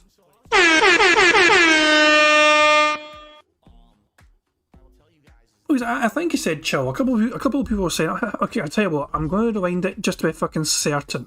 Okay? So give me a fucking second and I'll rewind it and I'll see for sure. During any given stream, but in particular, obviously, if I'm, if I'm playing One Piece and we can have the straw hat that Luffy wears and me wearing it at the same time, it's pretty cool. So that's what's happening. Is tonight is Elder Scrolls 4 Oblivion, 2 hours of chill RPG fun on the late stream. Yep, he did say chill, confirmed. There you go. That's a great spot, guys. Thank you very much for that. I'm off from streaming tomorrow. I hope you all have a great day tomorrow, a safe day. If you happen to start getting caught up on any of the stuff here on the channel that I've done in the last week, enjoy. And be sure to remember ways that you can support DSP Gaming when I'm not here. Liking the videos, leaving comments on the ones that you watch to let me know what you think. And of course, if you want to go above and beyond, you can always check the description of the video to leave a tip, or you could possibly consider leaving a super thanks on a video as well if you're enjoying it. Okay? So there you go. When I come back on Thursday, the main stream will be, of course, the Level 1 podcast featuring the Phil's Day Off segment. I'll tell you all about my day off. All right? But in addition to that, it will be more One Piece Odyssey on the main stream as we continue on in the Alabasta Desert. And continuing with that plot line, maybe we'll even wrap up that first plot line. I don't know how long it is, but we'll check it out. And in addition, on the late stream, it'll be more Warzone, which you gotta hope that something will go right for me this session of Warzone because it went so horribly wrong last night. You gotta hope for a better session of Warzone. Now, this Friday, okay, we'll then do a main gameplay stream of Elder Scrolls 4 Oblivion, and Friday night we'll do Signalis on the late stream. Okay? Saturday, we'll do more One Piece Odyssey, and we'll pair that with more Warzone. But then Sunday, Signalis will become a daytime stream. Because my goal is to have Signalis finish before we get to Dead Space. So what you're going to see is halfway through this coming week, Signalis will become daytime streams to get as far in the game as I can, while the night streams will be varying kind of between One Piece and Oblivion. Okay? So there you go. And one more on that, we'll talk more about it next week. We don't have to get that far ahead of ourselves. The next new release coming out, just so everyone knows, is Friday, the 27th of January, and that's going to be the Dead Space remake, which I'm interested in playing and comparing directly to how good Callisto Protocol was, and also how it holds up against the original. In fact, my wife and I, starting tonight, are going to start watching a playthrough of Dead Space 1. I don't know if it's going to be my own. I don't know if it's going to be someone else's, but we're going to start watching someone play Dead Space 1, the original, so that way I can directly compare Dead Space 1 to the remake coming out in a couple of weeks. So I'm doing some research, which I almost never do. I'm doing research to prepare for this upcoming playthrough. What do you think about that, Jasper? Jasper Kitty, what do you think about that? You spoke. He finally said something on stream. Oh, you're such a good kitty. He finally talked to me on stream. Oh, are you finally losing your camera shy? Jasper, what do you think? Are you getting better on streams? Shut up, bitch! Jasper? What do you think? Shut the fuck! He said meow once. You heard it, right? He only said it once. Now he won't talk again. That's the first time he's ever meowed on stream. Wow. Let it be known that this day, the glorious and holy January 17th, 2026, 2023, the great Jasper Kitty has for the first time spoken on stream on DSP Gaming. Mark that moment. Shut the fuck up, Mark that moment on the podcast. Let's get a clip of that. Let's get a short of that. Let's highlight it. Jasper speaks on stream for the first time. Remember, Phil never monetizes his cat. He fucking hates it when people monetize their fucking pets. These content creators that monetize their fucking animals, how fucking dare they? And look at Phil, desperate to fucking monetize him as soon as fucking possible. As soon as something video worthy happens, he's fucking wanting to fucking... This is fucking Phil reverting back to old Phil. Keep in mind how he lost his fucking friendships with fucking Howard and Rambo. Anytime they got in touch with him... Money, yeah, yeah. Money, money. Oh, money, money. Yeah, yeah. Money, money. Meth Bear tipped £5. The only person I could see Linda doing sexual favors for at Phil's high school was Phil. Jesus Christ. Thank you very much, Meth Bear. I appreciate it, thank you very much. Going back to my earlier point of how Phil could ever become fucking valedictorian. Jake, that's completely derailed my train of fucking thought there. I was in the middle of saying something and I was quiet so I could hear the message and then I completely forgot what I was fucking talking about. Jesus Christ. What was I... Yeah, that's awesome, yeah. So, yeah, first of all, yeah, Meth Bear, fucking Phil. Imagine Phil. How would that even work, Phil? Fucking Phil with an oddly-shaped head. Who would fucking want sexual favours from him? No, fuck that, no way. Right. Phil lost his friendship primarily with Howard and Rambo back in the fucking day. When Phil moved, it was a case of any time fucking those two got in touch with him, he would always try and make it into a fucking video. When can you make a video? When can you do this? When can you fucking do that? He was always constantly... It wasn't about trying to catch up with friends. It was about trying to fucking capitalise on that fucking relationship and trying to make it into some sort of YouTube fucking video. This is how Phil lost his fucking friendships in the fucking first place. His friends didn't want to fucking make a video with him, they just wanted to catch up with him, but Phil always wanted to fucking make videos. His whole mentality was just trying to fucking maximise and profit off that fucking relationship. And that killed the fucking relationship. And that Phil missed the whole point of that. He missed the whole entire point of that video. He made himself watch of Howard and fucking Rambo reacting, they speak their mind. He missed that whole entire fucking point. His fucking constant greed to try and monetize his fucking friendship. That's how I fucking got ruined.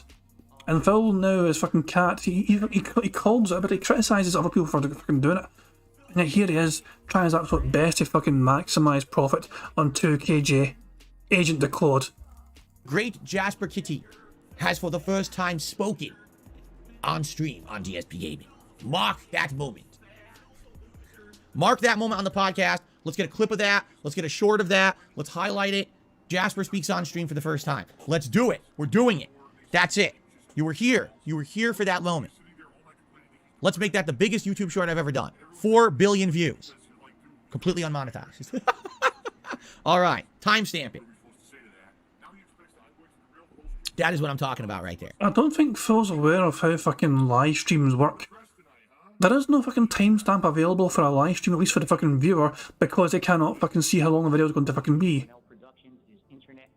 The timestamps available for Phil. It'll tell Phil on his end how long he's been fucking recording for. So he'll be able to have a fucking timestamp available to him. His audience won't though until fucking Phil uploads this to fucking YouTube. Anyway. So, that was super cute. I'm so glad he finally meowed on stream. Because he does that to me all the time. He talks to me like that. Anyway. So, what was I saying? I got so distracted. Oh, the next new release coming out is Dead Space Remake. I want to directly compare it to both Callisto Protocol and to the original Dead Space. So by watching a playthrough of Dead Space in the next week, that's going to allow me to remember what that game was and compare it directly to the new remake coming out. So that's cool. Okay. Outside of that, I do want to say Ask the King is coming up. Money, money, yeah, yeah. Money, money. Oh, money, money, yeah, yeah. Money, money. Barrett Wells super chatted £3.07. Oh, so now he can mark down a moment, but he needs the dents to gather the moments for a short. That's a great fucking point, Barrett Wells. Yeah, thank you very much for super chat.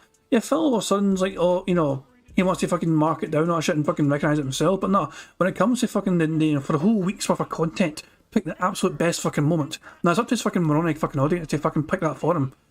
Heaven forbid Phil go through all his footage, or Phil take notes. Imagine Phil actually fucking taking a note. If something good happened, he can fucking remind himself, okay, little reminder to my fucking self, this fucking long in the video, this was a good fucking moment. It's a potential fucking short. No, it's up to his fucking audience. Because heaven forbid Phil has to fucking endure his own goddamn garbage content for fucking hours at a fucking time to pick the fucking things that are worth fucking clubbing for 1 fucking minute in YouTube shorts. Nah, it's up to the fucking dentheads in this fucking chat, of course it is. Coming out. So that's cool. Okay. Outside of that, I do want to say Ask the King is coming up. Ask the King is my bi-monthly Q&A show. It's coming up on the 26th, so it's going to be the day before, okay? So, for those of you who are interested in getting your questions answered, you can type ! Ask the King in the stream chat right now. That'll allow you to post up your questions for the show ahead of time on my forums on dspgaming.com. But in addition to that, if you're a member, there was already a thread that I created several days ago, on the community tab of DSP Gaming, where members should be posting up their questions, because if you haven't, and you're not aware, members get giant priority on Ask the King to get their questions answered. In fact, the last several episodes, the vast majority of questions I answer are member questions. So, please post up all your questions for the show. The more questions I get for Ask the King, the better the show is. We've got just under a week left to post up questions for the show, so please do. Fair enough? Okay. Hope that's all good for all of you, and excellent. What else do I want to talk about before we get to, like, shout-outs and other things? Well, the one I'm going to be mentioning... Members, I guess? This every day, and I hope you understand there's good reason that I'm doing this. Ladies and gentlemen, it is official. Point to the text. We have 1 week left. Yep. To hit the members goal for the month of January. There it is. 1 week left. Okay? That is it. The members goal is 600 members. All right? And you might say, why do we only have a week left if it's the members goal for all of January? Well, it was because on Christmas Eve, we had 2 gentlemen come by who support this channel a lot, and they gifted 50 members each. So because of that, those gifted memberships will expire on the 24th, meaning we have 1 week left to hit that goal. And if we don't, that means we're not going to get the reward. Now, what's the reward for this month? The reward for this month is something awesome, unique, special, and different. It is DSP's Super Bowl Saturday Bash. Sounds shite. I have a series of NFL jerseys.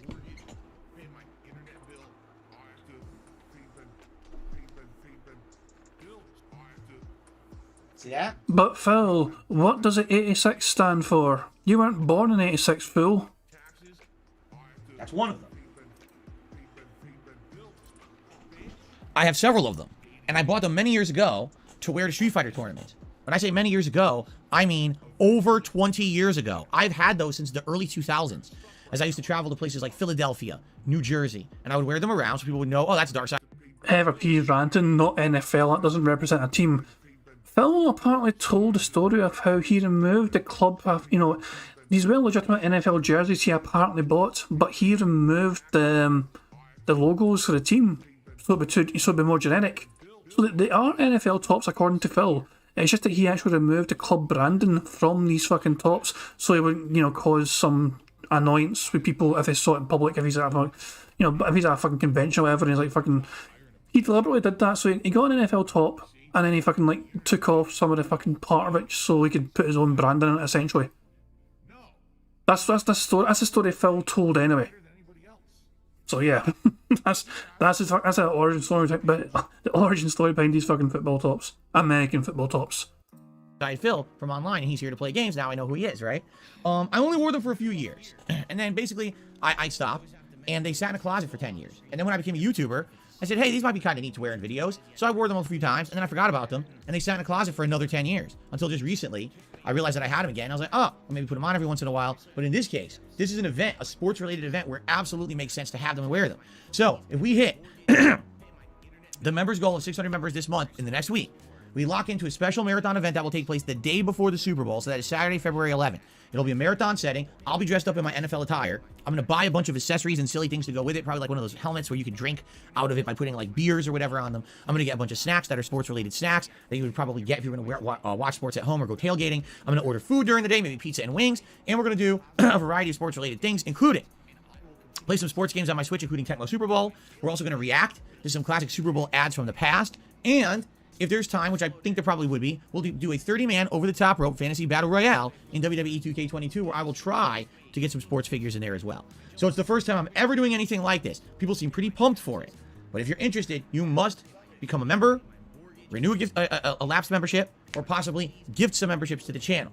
Now, the thing is, with the gifted memberships, there's a lot of qualifications to things. If you are a brand channel rather than a real YouTube channel, I know that sounds weird because I don't even know what that means. You can't accept one. If you're international, a lot of people can't accept them.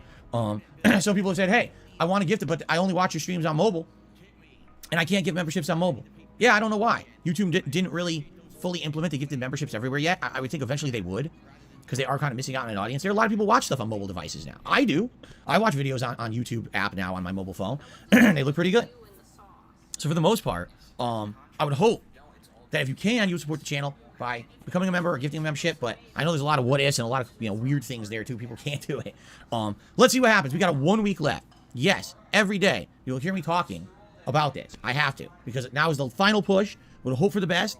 And that people will come by and possibly either become a member or gift a membership. We'll see what happens. If it doesn't work, it doesn't happen. Again, it's not the end of the world. I'd like to remind everyone that Phil's going to lose 15 members after today's stream. So when he comes back from his fucking break, it's quite possible Phil would drop back down to like 503 if he gets no new members today. Well, maybe we'll see. Phil will probably get 1 or 2 new members today, but he is going to drop 15 of them in one go. If it doesn't happen, it would just be unfortunate because I really would like to do this special event. It sounds like a great one, right? Something that we came up with together. Someone actually suggested this a couple months ago. And I was like, well, what else could I implement into that idea? And I started putting all this 2 and 2 together. Next thing you know, we got this awesome idea for a unique event I've never done before, right? Okay. So there you go. Outside of that, if you like this channel today, if you're having a good time on DSP Gaming, I would ask that you support it in one of the many ways that you can. The easiest and most simple way to support this channel is by giving it a like. If you're watching this stream right now, the over 300 of you that are here, if you give this channel a like, it helps a lot. It brings engagement. And in fact, you know what I should do? I should actually edit the title of this. Hold on. Did he say help? To support this channel is by giving it a like. If you're watching this stream right now, the over 300 of you that are here, if you give this channel a like, it helps a lot. It brings Yeah, he said it helps a lot. That's a fucking bingo. Had to be sure, but that's a bingo. And we are, just like that, we're 5 away from a full house. Not only that, guys, but guess what? Phil's currently at 112 likes. So it looks like Phil's going to blow bubbles before gameplay. So we have 1 free space guaranteed. engagement. And in fact, you know what I should do? I should actually edit the title of the stream. I know this sounds silly, but apparently if you use hashtags, like I do hashtag Signalis, apparently, if people are searching for Signalis, the stream should show up. I don't know how it works, because they use hashtags on YouTube Shorts, but apparently it also works for regular streams and videos now too. I don't know. But yeah, if you give this stream a like, what ends up happening is it shows up higher ranking in the YouTube algorithm. So if people are searching for certain games, I might show up with better priority for more people, which in turn could bring new eyeballs on the channel, and it could help out a lot. So thanks to anyone who likes the stream. Now, if you'd like to go above and beyond and contribute in a way that obviously is not as simple as a click, there's many ways you could do so. Super thanks, excuse me, I misspoke. Super chats and super stickers you can do live during a stream. All right, I'll shout those out. Thank you for that. Membership, gifted membership, as we just mentioned. That's a great way. And of course, tipping. Tipping's great because, number one, when you tip me, I get those funds immediately for important things. But in addition, there's rewards tied to it. What important things, Phil? Please elaborate on what important things you need to have fucking $800 for. If we raise certain tiers of tips during a stream, you get a certain level of reward. If we raise 50 bucks in tips, I'll put on my Gunner glasses. If we raise 100 bucks in tips, you get to vote on a silly hat that I'll wear for the rest of the stream. And of course, a stretch goal every stream is 150 bucks in tips. We rarely hit it. But if we do hit that, then you get to vote on a silly vest as well for me to wear. Today, all your favorite vests will be eligible, including the platinum vest, the golden vest, trying to think what else. Maybe the red vest. Shut the fuck up with all this fucking vest garbage, for fuck's sake. You're fucking desperate to have a fucking vest stream right before your fucking day off. When's the last time you got to fucking wear a vest? It's not even that fucking long. Call of Duty Modern fucking Warfare on the 9th of fucking January. It's been like fucking, what has literally been a week? A whole week since, oh no, 8 days even. Mate, no, that has been a fucking, you get what I'm fucking saying. 8 goddamn days since Phil got to wear a fucking vest and he's got fucking withdrawal symptoms. Calm the fuck down, boy. Signalis. Like, what other vest would make sense? I'm not sure. It's pretty cool. I'm playing Signalis, a game about a bunch of rogue, you know, cyborgs or whatever. And I'm wearing the Bender hat and the platinum vest. I'm looking like a robot myself, right? So there you go. Please consider contributing in any way. They all help, since I don't have any ad placements. I don't accept partnerships like the one I just read out earlier. Motherfucker, I don't fucking have that shit either. You don't see me fucking born modding to fucking death for this garbage. It's like, oh yeah, if I get fucking 50 quid and fucking tips, I'll just automatically do a full house. Fuck off, Phil. Sponsorships. That's why you don't get plugs for products, why you don't see entire streams of me playing sponsored games. This is why. So, I would hope that if you do like the content, you would please, in the kindness of your own heart, consider contributing in some way, whatever that way may be. And thank you in advance. You'll get a shout out if you do. Okay? All right. So, guys, the only other thing I really want to talk about today, there's kind of a news story that's not really a news story. It's more of a rumor. So, apparently, there's been some leaked artwork / marketing materials for the upcoming Suicide Squad game being made by Rocksteady, you know, the studio that previously had made the Batman Arkham trilogy, and this is their new game. So apparently the reason that people are talking about this is because the marketing materials say that basically this game is going to have a battle pass, all right? And that there will be content released, you know, periodically over the course of this battle pass existing. Some people are essentially saying it sounds like it's a games as a service game, okay? I don't think anyone is dumb enough in 2023 to be releasing a game like this, a superhero game, as a games as a service game. There, you know, Marvel's Avengers was such a ginormous flop that I don't think any game development company is going to go down that path. Even Gotham Knights, which came out last year, which looked like it, by all signs of the game, was that it was supposed to be a games as a service game. Even that game developer did a total 180 and changed it to not do that, so they wouldn't basically be victim to that formula, you see? So I'm very, very skeptical. No, I do not believe Suicide Squad is a games as a service game. You gotta understand this battle pass concept has happened in previous Batman games. In fact, you guys remember Batman Arkham Knight? All right, they had a season pass. I don't remember what they called it. Was it the Arkham Pass? Was it the Dark Knight Pass? They had something, they called it that. And basically what happened was, you bought this pass, and it was expensive. If I remember correctly, wasn't it like an additional $30+? So back then, you're talking an additional 50% added cost to the cost of the base game. And what you were promised over time was you were going to get story-based DLCs, but you were also going to get challenge maps and additional skins and the like. So basically, it's a big old value. No matter what you're looking for from this expansion, you're going to get it. I was duped, and I'll hope and leave it now. I was a fool. I mean, this was 8 years ago. This was actually one of the very rare cases where I thought I was going to like a game so much that I was going to buy that season pass early. So I did. I actually bought like the ultra deluxe version of Batman Arkham Knight that came with that season pass. And here's what it ended up coming with. All right. A story-based DLC starring Batgirl that was about 2.5 hours long. And it was good, by the way. I liked it. A standalone, was it Robin DLC? Or was it Nightwing? I think it was Nightwing, and that one was only about like an hour long. I believe there was a Harley Quinn DLC that, again, was about like an hour long. And then it had a series of Batmobile challenge maps and races. The Batmobile. Because we all know there wasn't enough Batmobile in Batman Arkham Knight to begin with. That we needed more Batmobile. There were so many people out there clamoring and screaming, hey, you know what we could use? More Batmobile. I mean, they could have just called Arkham Knight Batman Batmobile game. And it would have actually made more sense because there was so much Batmobile in it. All right? So anyway, basically what it was, honestly, was kind of a bait and switch. They were pushing it as this is the way to get more narrative-based content for the game. You absolutely should get this pass, $30. You spent the $30, come to find out, you got like 5 hours of story. Now keep in mind, Batman Arkham Knight is a very long game. It's like 20 to 30 hours long. You only get 5 extra hours of story for a 50% increase in cost. The rest was Batmobile challenges and gameplay character skins. That was it. It was a complete and utter ripoff. So since then, that was, I got burnt. Because it was funny, people were like, oh, did you hear the new updates coming out for your game today, fellas? I'm not doing that. I'm not doing another Batmobile. I don't care about the Batmobile. So basically, it was a ripoff. And you know what happened was, that taught me a lesson. You know, I said, you know what? I learned my lesson. I'm just not going to be buying these season passes anymore. You know, that one burned me so bad and felt like it was such a... I could have easily just bought the Batgirl expansion and skipped the others because the others sucked. The Batgirl one was the only one we were playing. I think it was like $10 by itself or something like that. That would have been much better to do. Red Gamer, I literally just said that. I said there was a Harley Quinn DLC. I guess I'm mistaken. I said it was Nightwing. Apparently it was a Red Hood DLC, people are saying. They were only about an hour long. They were very short DLCs. It was the Batgirl one that was the longest one. Okay? So, after wasting that money, I was like, I'm not doing it no more. And I haven't. I have not bought a season pass for anything since then. I think the one exception was a fan at one point bought me a season pass for Street Fighter V, of which I played like 2 of the characters and hated it anyway. So, that was it. So now, when you tell me, oh, Suicide Squad will have a battle pass. Well, first of all, I think people are a little nervous because they hear battle pass and they immediately think that's a games as a service game. I don't know if I believe that. I think what might happen is you're going to have a really good, because remember, this is Rocksteady. They know what they're doing. They've got a good track record here. I tend to give them the benefit of the doubt. You'll probably have a really slick, solid 20 to 30 hour campaign that's going to be super fun, right? And then, if they have additional stuff coming out later, that's great. But I don't think this is going to be a games as a service game where you're grinding with the Suicide Squad endlessly with your friends online against repetitive, you know, missions that suck. And it's not a looter shooter, right? Like, from all reports, it's not. It's not what it's supposed to be. Maybe it is, and we're all being duped. Well, everyone's saying, no, this is supposed to be a narrative-based game from Rocksteady. So, you know, that's what I'm expecting. If it ends up being a looter shooter like Avengers, we've got a major problem here. Okay? So, I guess that's that. You know, we'll see. Let's see what happens. But, you know, I'm not too worried about a battle pass associated with Suicide Squad. It's not like we've never had season passes before for Rocksteady, you know, Batman games. And we'll see what happens. But I'm not going to freak out. Some people just tend to see things, they immediately, their knee-jerk reaction is to freak out and say, oh my god, there's a battle pass, the sky is falling, I can't believe it.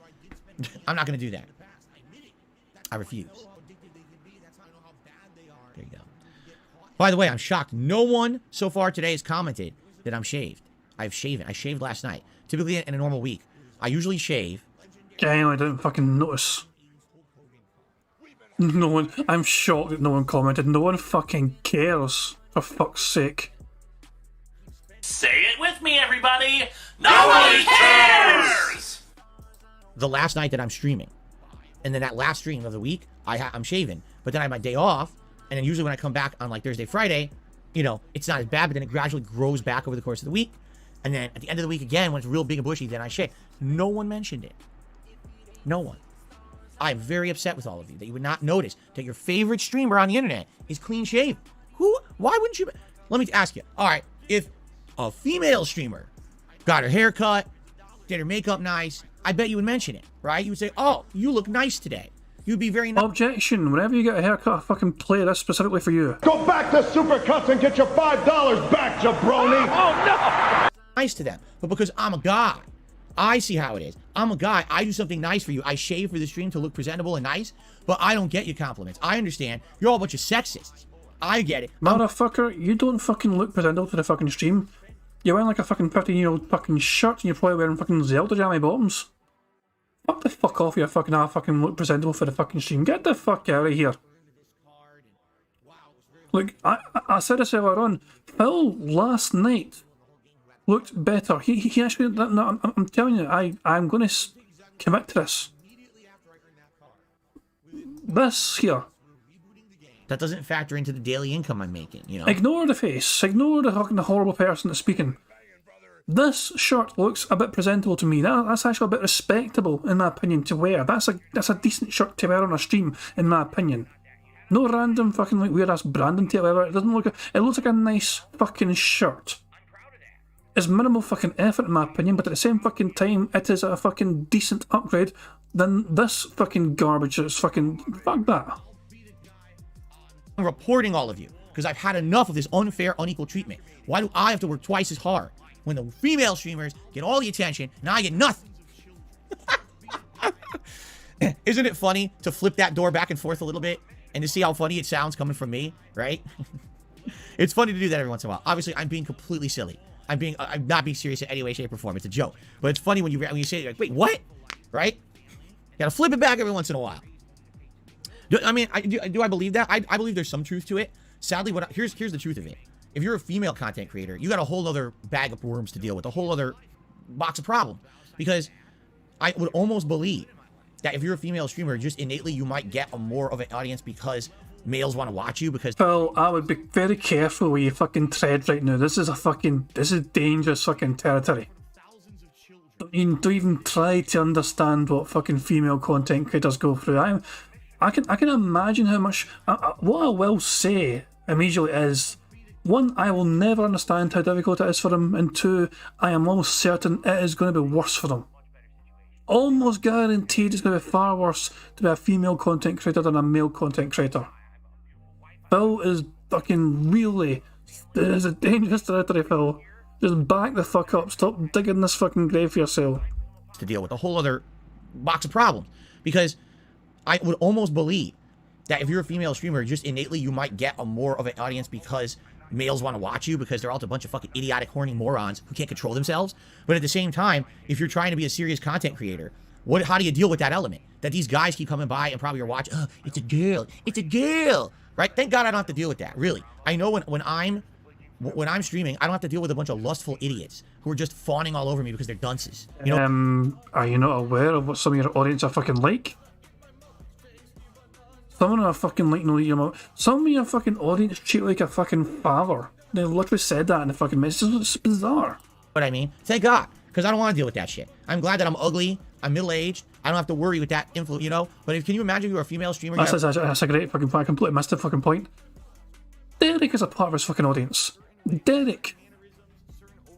Enough said. Put up with that shit, and you're just... And by the way, obviously there's female content creators and streamers who flaunt that and take massive advantage of it, and no, I don't agree with that whatsoever. I'm talking about just someone who's trying to be nice and make good content, you know, and they have to deal with all these new problems simply because of their gender. That's fucked up. And I can just imagine, because I'm being very facetious and joking, saying, "Oh, I'm a male, so you don't notice that I tried to look better for you today because I'm a male." I don't care. I don't care. I'm joking. Just, you know, killing some time here on the podcast. But it is kind of a double standard, no? You know, if a female did something to try to look, like did her hair a little night differently, you know, put on some makeup, wore a new outfit, all of a sudden people would probably be, "Oh, you look so good today." Wow, it's okay to do that and compliment the female. But the dude, it's like, oh, who cares? I mean, I could come out here in a burlap sack, right? I could have gum stuck in my hair, fucking pigeons living on my shoulders, shitting all over me, and people probably wouldn't even say anything. They don't care. I'm a middle-aged dude. No one cares about that, right? There you go. Anyway, I'm telling it like it is. I'm telling it like it is. There you go. But then again, like I said, the flip side of that is, if you're a female, you got to deal with all that fucking nonsense from a bunch of idiotic losers on the internet, and I would never want to deal with that in a day. Like, jeez, like there's not enough problems being an internet content creator. Now I got to deal with this shit too. Like, come on. Okay. Battle Duck says, "I expect you to show up in skimpy shorts next week. That'll bring him some big bucks. Maybe I will one day. Maybe a banana hammock." And the Red Brady says, "If you were wearing your Los Santos hat, you get more compliments." I look good in that Los Santos hat, do I? Some people say I do. I don't know why. Some people are under the impression that I actually look good when I'm wearing the Los Santos hat. I don't know. Maybe it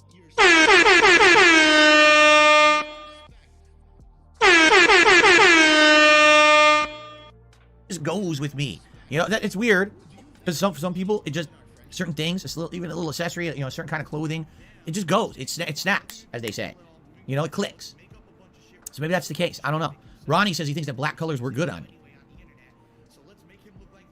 Wear a gimp suit. All right, now we're getting a little extreme. The banana hammock was bad enough. Now you want a gimp suit. Can I wear the Ken wig? That's absolutely not acceptable. It's not a Ken wig. It's a Karen wig. I don't have a Ken wig, apparently. I only have a Karen wig. Sorry, I can't wear a Ken wig. If I had one, I would wear one. Okay.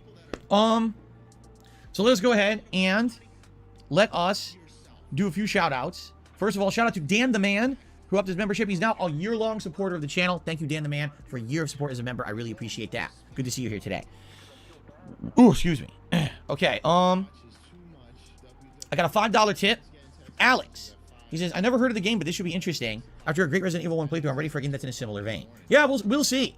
You know, again, I haven't played it. I took this game as a recommendation from people who claim that it really is an homage. Oops, what happened there? A capital L. It's an homage to classic survival horror. And if we like classic survival horror, we're going to enjoy the game together. So I hope so. I love classic survival horror, so I'm down for that. I guess we'll see how it goes, how it plays. And yeah, I'm excited to jump in. Oh, by the way, so I mentioned this yesterday. I'll mention it again today because it is relatively new. 2 new animations have been added to the stream. both for $10 contributions. One is for a $10 tip, and one is for a $10 super chat. All right? Both are Oblivion animations for Elder Scrolls 4 Oblivion. If you remember last year for Skyrim, we had 2 or 3 animations added specifically for Skyrim. So now we have 2 animations specifically for Oblivion that will be playing over the course of the year, because I'm sure this Oblivion playthrough is going to be incredibly lengthy. So those will be, used, implemented pretty much all year long. I love them. We saw one yesterday for the $10 tip, and we haven't yet to see the one that's for the $10 super chat. But it's good stuff. Thanks in advance to anyone who contributes, and maybe we'll see those today. Okay. I received another $1.50 tip. Have I tried DMZ? DMZ, isn't that, hold on, isn't that a new mode or different mode in Warzone? No. No one's really explained to me what it was. Because at first, I thought that was the mode where you fight the AI troops that I played in the beta. And then people were like, no, it's not. It's something different. So I don't know. No, I didn't do it. I don't know anything about it. People seem to like the solos Warzone stuff. Regular Warzone. So I haven't tried DMZ yet.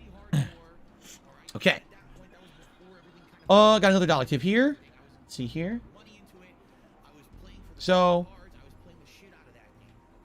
this person is a troll, but in this case, I'll answer the question anyway. I'm confused what part of your Super Bowl thing is new. We see you eating food. We see you dressed up. We see you reacting to ads. What's new? Well, gee, let's see. Wearing NFL attire while having other NFL-themed accessories, eating NFL-style snacks / sports snacks, ordering NFL-style food like pizza and wings while playing NFL games, reacting to NFL ads, and then maybe doing a battle royale that has NFL in it. What's the common theme through everything that I just possibly mentioned that isn't usually something that I would do? Oh, that's right. Reacting to dumb questions. Correct. We've finally seen it. That's what it was, is that I'm reacting to dumb questions. So there you go. Tell me you don't have common sense without outright telling me you don't have common sense. Well, I'll send a $1 tip. That's a really stupid question. There you go. Let's continue.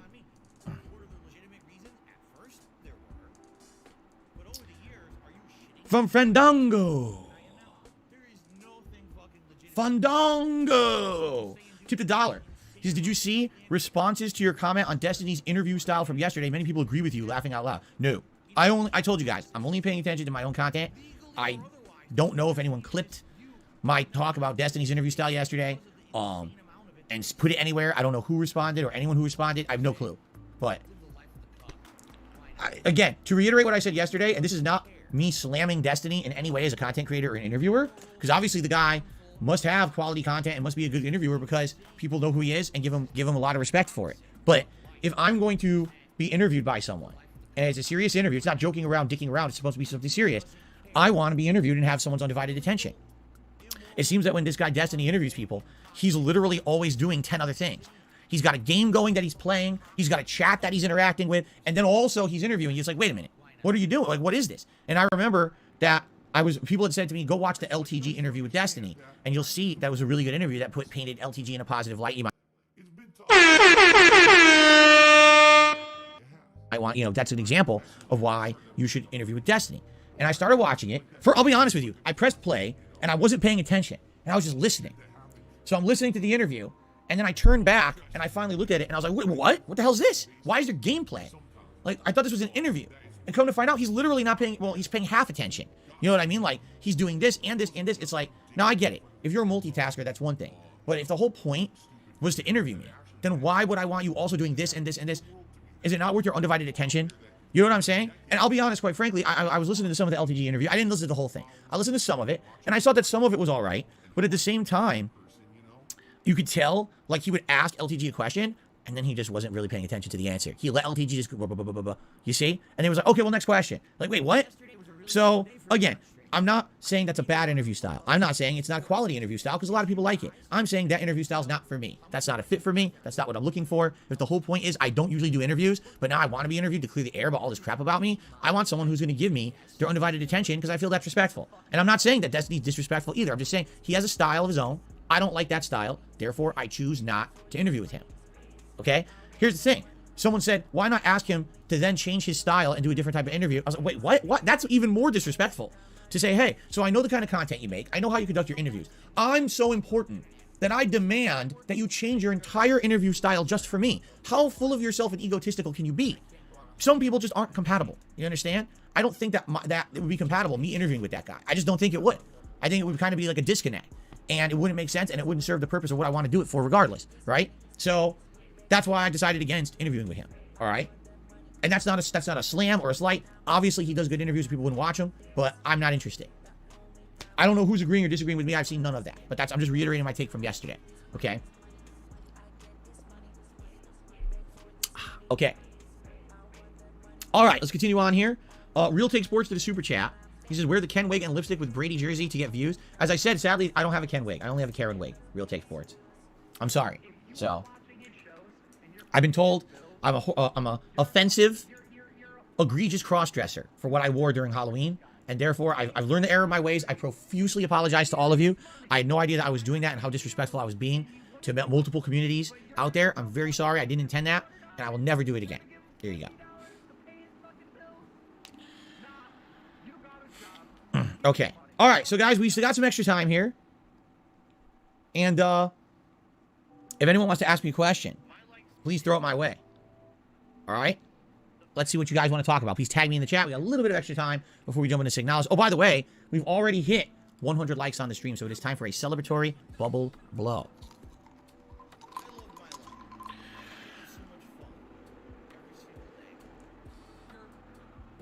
It's a lot of bubbles. Go on the H3 podcast. You know what's funny? I forget that guy's name. What's that guy's name? Ethan Klein or something like that. That's a guy that apparently, you know, he's very well known on the internet, but I just never really, it's like when two people don't ever cross paths or cross wires. Like, how is it that I know all about Keemstar, but I know nothing about that guy? And it's funny because that guy hates Keemstar and Keemstar hates him, and they've guys gone at it. I've seen drama videos between the two, but it's kind of like we just never have interjected ever in the scheme of things of the internet. I would really doubt he would be interested in interviewing me. Like, why would he care? He probably has no idea who I am, right? Money, money, yeah, yeah. Money, money, oh, money, money, yeah, yeah. Money, money. Barrett Wells super chatted £3.07. That's the apology Linda is gonna get when she asks about the 10-year plan. That plan is gone. That plan is long gone. Oh, more, hold on. More tips just came in out of nowhere. Let's see here. It's a segment that everyone looks forward to. One of the highest rated segments of all time that I've ever done. Mishael did a $2 tip. He's excited for this playthrough. I am too. Thank you, Mishael, for the tip. I appreciate that.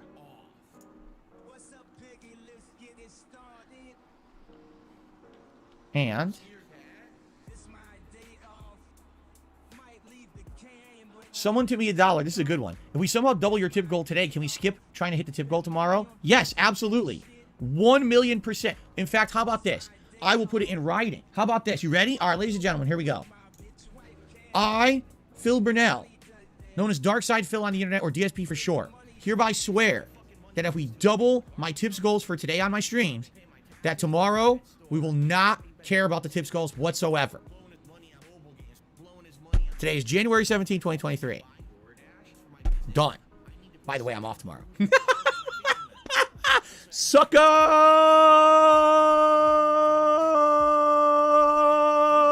Anyway. Very nice. That's so good. Oh, man. He lined himself up so bad for that one. Like 1,000,000%. That was the worst. Oh, man. He burned himself so bad. Self-burn. Oh, yeah. That's hot. Jeez. Anyway. Fandango tipped $1 as Destiny, even himself said jokingly he has ADHD. He doesn't take any offense. Most of the time, the reason he plays games is because people talk slow or too repetitive in what they're saying. Huh. Anyway, so he heard it. See, I didn't know that. That's what you're talking about, is that Destiny said that. Okay, fair enough. Destiny, all right, full transparency, and I'm sure people will tell Destiny that I said this too. He was a very, very nice and professional in the way that he approached me for the interview. He was very fair. He basically offered me very fair terms, which was, you know, come on a show, and whatever we wanted to do would be available. It wasn't like it would be an open shooting gallery of assholes going on there to try to insult me or anything. You know, and he's going to be professional. He's like, yes, of course, I'm going to ask you the tough questions. And I was like, I want to be asked the tough questions. That's fine. That was the point of the interview. And I would say he actually made top three people I was considering for the interview. And then when I saw him interview LTG, that's when I said, nah, I don't think so. Because he was a very nice professional. I know he has an audience that might be interested. But yeah, after seeing that interview, I'm like, nah, I'm just not. I can't do that, man. I gotta do someone who's gonna be, you know, engaged and caring about my answers. Not to say that he's not, but again, when you're doing 5 things at once, it doesn't seem like you are. You know, it doesn't come off as the kind of interview that I'm looking for. So, okay, all right. Let's see here. Hero says the developers changed the 3D map of Dead Space to 2D to make it easier to know where you are. They changed the 3D map of Dead Space to 2D to make it easier to know where you are. I'm trying to remember how the map of Dead Space 1 renders, because it's been a while. I mean, when was the last time I played Dead Space 1? A very long time ago. I'm actually very glad that I'm going to start watching a playthrough of it tonight. I really, you know, need that, because I need to refresh myself on it before I play the remake, so that way I can do the direct comparison. All right, interesting. I'll keep an eye out for that. I will. Okay. Did I do an interview with the quartering? Oh, yes, many years ago. What was that? 2019? It was pre-pandemic, wasn't it? 2019, 2020, or 2019? It was a very long time ago. Yeah. And of course, the quartering got nothing but shit for it. Because did he sit there in the interview and completely eviscerate me? No. He was very cordial. He asked me questions that were still, you know, he asked me about the accident and stuff like that. But he didn't just sit there and take shots at me for questions that he knew would be unfair or personal. Instead, he asked questions that he thought would be interesting to his audience. And what happened? All my haters went over and flooded him and said, oh, your interview sucked with Phil because you didn't ask him the insulting, intrusive questions. So basically after that, he's like, well, why would I ever have incentive to talk to Phil ever again? I mean, the one interview I did with him, everyone just shat on me for, right? And every once in a while, he would still bring me up. And every time he did, why are you bringing up Dark Side Phil? Oh, your interview sucked. So after a while, it's like you get turned off. Like, why am I going to bother? If I even bother doing anything with Dark Side Phil, people are just going to crap on me. So I'll do other shit, right? So in reality, I never even thought that he would have been interested in interviewing me when I asked for that a couple months ago. I thought that he would be like the last person to want to interview me after how the last one went, you know? Okay. Let's see here.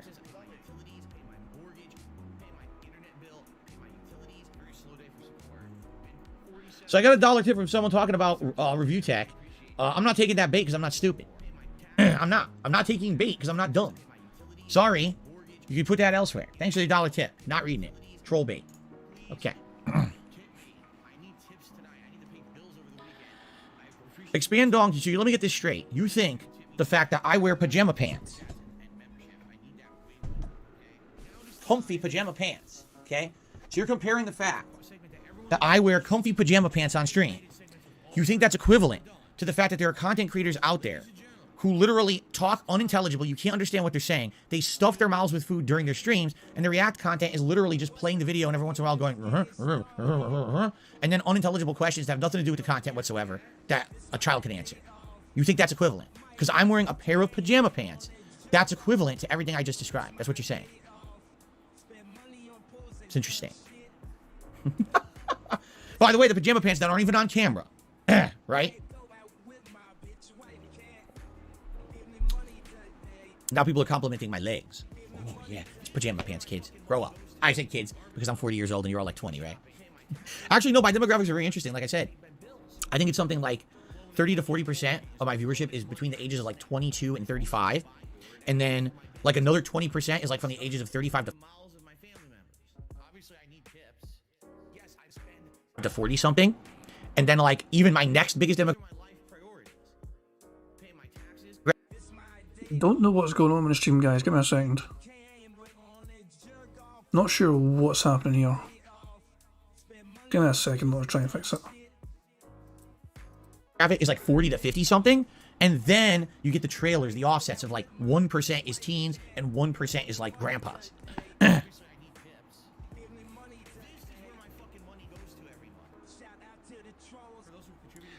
People person said you need a whole day in the lifestyle interview done by 60 minutes. People person, what if I told you, and I'm not kidding, I actually had that offer, not from 60 minutes, but I actually had that offer.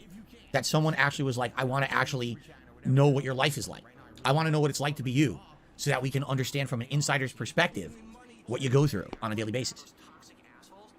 So I told you, I said it wasn't, I was just thinking, people would just be like, let's just do a quick interview over like, you know, Discord or whatever, right? But of course, I don't use Discord, so I don't know how I would ever figure that out. But instead, I actually had some really unique and interesting offers, right? Kind of cool. Play Tower of Fantasy, you appear to be the only person who doesn't like Signalis. Like, seriously, everyone else suggested it, you know, recommended it, And then you've got Play Tower of Fantasy. He's like, how much research did you do for Signalis? Because it's a very horrible, clunky, ugly mess with a turd gameplay. You're going to hate it. You're trolled into playing. He's been saying this for days. He's the only person saying it. He's literally the only person saying it. I don't know. I don't get it. How did I find out about Signalis? People told me about it on stream. It was earlier this month, and I said, so we're going to finish, Resident Evil 1 Remake soon, and I'd like to do another survival horror game before we go into Dead Space Remake. We got some options, but I'd like to hear your suggestions. And someone said, what about this one? I looked it up. I was like, oh, I didn't even know this game existed. That's interesting. Will I still play Resident Evil 0 some point in the near future? I might. Keep in mind later this year, we've got Resident Evil 4 Remake, and maybe people will just be in a Resident Evil mood this year. Maybe we'll go back and we'll play 0, and maybe we'll play Code Veronica X. The summertime is typically very slow, and Jasper Kitty is now eating my cable ties. He's chewing it. Remember I told you I have cable ties in my room now to hold my cables together neatly? He's chewing it. Jasper Kitty, why are you eating my cable tie? What are you doing? It's Velcro, so he likes the feeling of like Velcro stuff, fabric stuff, There's a tag on the end of it, he's chewing it up. He's being silly. If you want your own, I'll give you your own. I have a ton of them over there. If you want to play with one, because I don't think it's harmful, it's just Velcro pieces, with some, I don't think it'll hurt him or not. He won't eat it, it's too thick. He'll just chew on it. Do you really want one? If you're that bored, I'll give him one.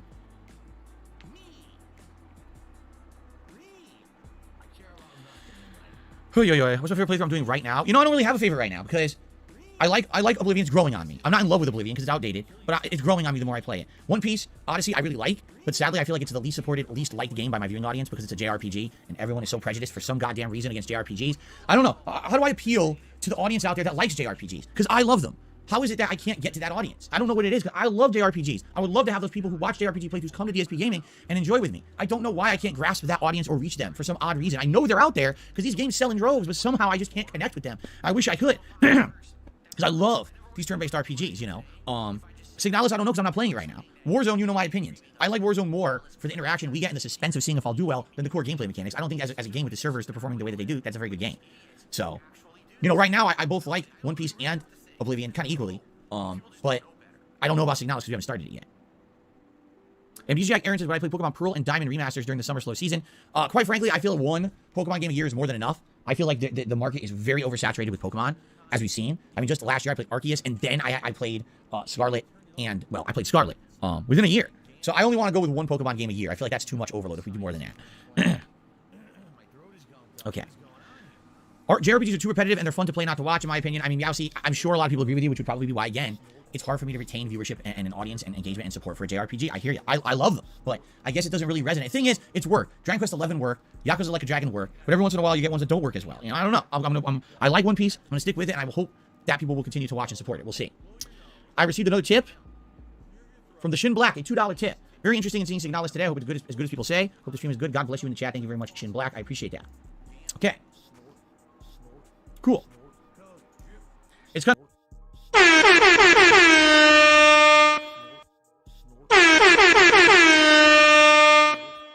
of funny because people say, well, Phil, you ever going to play Lost Odyssey? I would love to. You realize right now, Lost Odyssey, I can play on my Xbox Series X and it'll run really well. And it's a game I loved when I played it, But how can I commit to an older JRPG like that when the newer ones people don't show up for, right?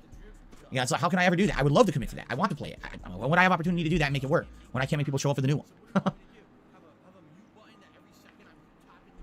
Local Nomad, re-upped his membership for 20 months, and he says, yo, Phil, what's going on, Local Nomad? How you doing? Thank you for the support. Greetings to you, American Manga Undertaker. How are you today? All right. Greetings, Cheerio Eater. How are you today? Last chance for a question. People Person says, interesting fact, Resident Evil 2 Remake runs at a native real 4K at 120 frames per second on current-gen consoles. I hope that'll be standard going forward. Hint, it won't. Damn, that runs beautifully. I played it on my PS4. 30 frames? I don't think it was 60 frames, was it? It was 30, wasn't it? Would I consider playing Star Wars The Old Republic? The one that came out in 2011? No, because that is a MMO, and I don't play MMOs. Too much of a time sink, too much of an investment, and too much potential for online trolling. There you go. Did I ever play Final Fantasy Tactics? Yes, I owned it on the PS1. I loved it. I later on got Final Fantasy Tactics Advance on the Game Boy Advance. I loved it. I later on got Final Fantasy Tactics on my PSP. I loved it. I love Final Fantasy Tactics. I'm sad they've only made 2. I don't know why they don't make more. Make more! Lanuli says Forspoken has insane PC requirements, even more reason for it to be dead on arrival. What are you talking about? What's Forspoken? I never heard of it. Have I ever experienced a game above 60 frames per second? No, I have not. I don't think I've ever seen video above 60 frames per second in my lifetime. Nope. So, yes, I'm skipping Fire Emblem Engage. We're already playing multiple RPGs. How on earth would I play another one? There's no way that's happening. Every game runs bad on PC these days. I mean, yes. Can we be honest? Oh, here's how I'll end the podcast. And maybe this could be a discussion for a future show. back in the day, there was the whole PC Master Race online meme and joke. PC owners always get to optimize performance. PC owners get better games, right? Can we be honest about it today? It's not the case anymore. PC owners get the shaft. Most of these games do not perform well on PC anymore. You buy them, it's like, oh, underperforms, crashes, stuttering frame rate, needs 12 patches over a course of 2 weeks to even be playable. Oh, look, game save bugs, issues. The PC is not the place to play anymore. Now, long term, when these games finally get fixed 6 months down the road, and then there's mods and shit that get thrown towards them, that's a different story. But today, when a game comes out on PC, 9 times out of 10, there's issues. And I don't know why we pretend like that's not the case. Because you see games like Callisto Protocol and others, and like, oh, it's terrible on PC. And why you're surprised at this? Where have you been for the last 5 years? How many major releases always come out and have issues on PC at launch? You know, I mean, I hear it all. I'm not a PC gamer, and I hear it nonstop, people bitching about it. How long do you bitch about it before you realize maybe it's time to take action? All right? Maybe PC is not the place to be anymore. I don't know. I'm just saying, it's pretty ridiculous that people get so uppity about it. It's like, yes, and this is only the third or fourth dozen times that we've heard this about new game releases in the last few years, so why are we shocked and still screaming about it? When you're making a game, right, and you're developing it, do you think it's easier to make it for hardware that's consistent or hardware that could be a million configurations, right? You know what's in the PS5, you know what's in the Xbox Series S, you know what's in the Xbox Series X. You know what you're designing the game for, right? And in some cases, game developers still fail. Take a look at Pokemon Scarlet. Oh my God. But in some cases, game developers hit it right on the nose. Take a look at Callisto Protocol on my Xbox Series X. Did it ever crash? No. Did it have some frame stuttering? A little bit, but not too much. Did it affect the overall gameplay experience? Not at all. I never had an issue with graphical performance, glitches, or anything like that.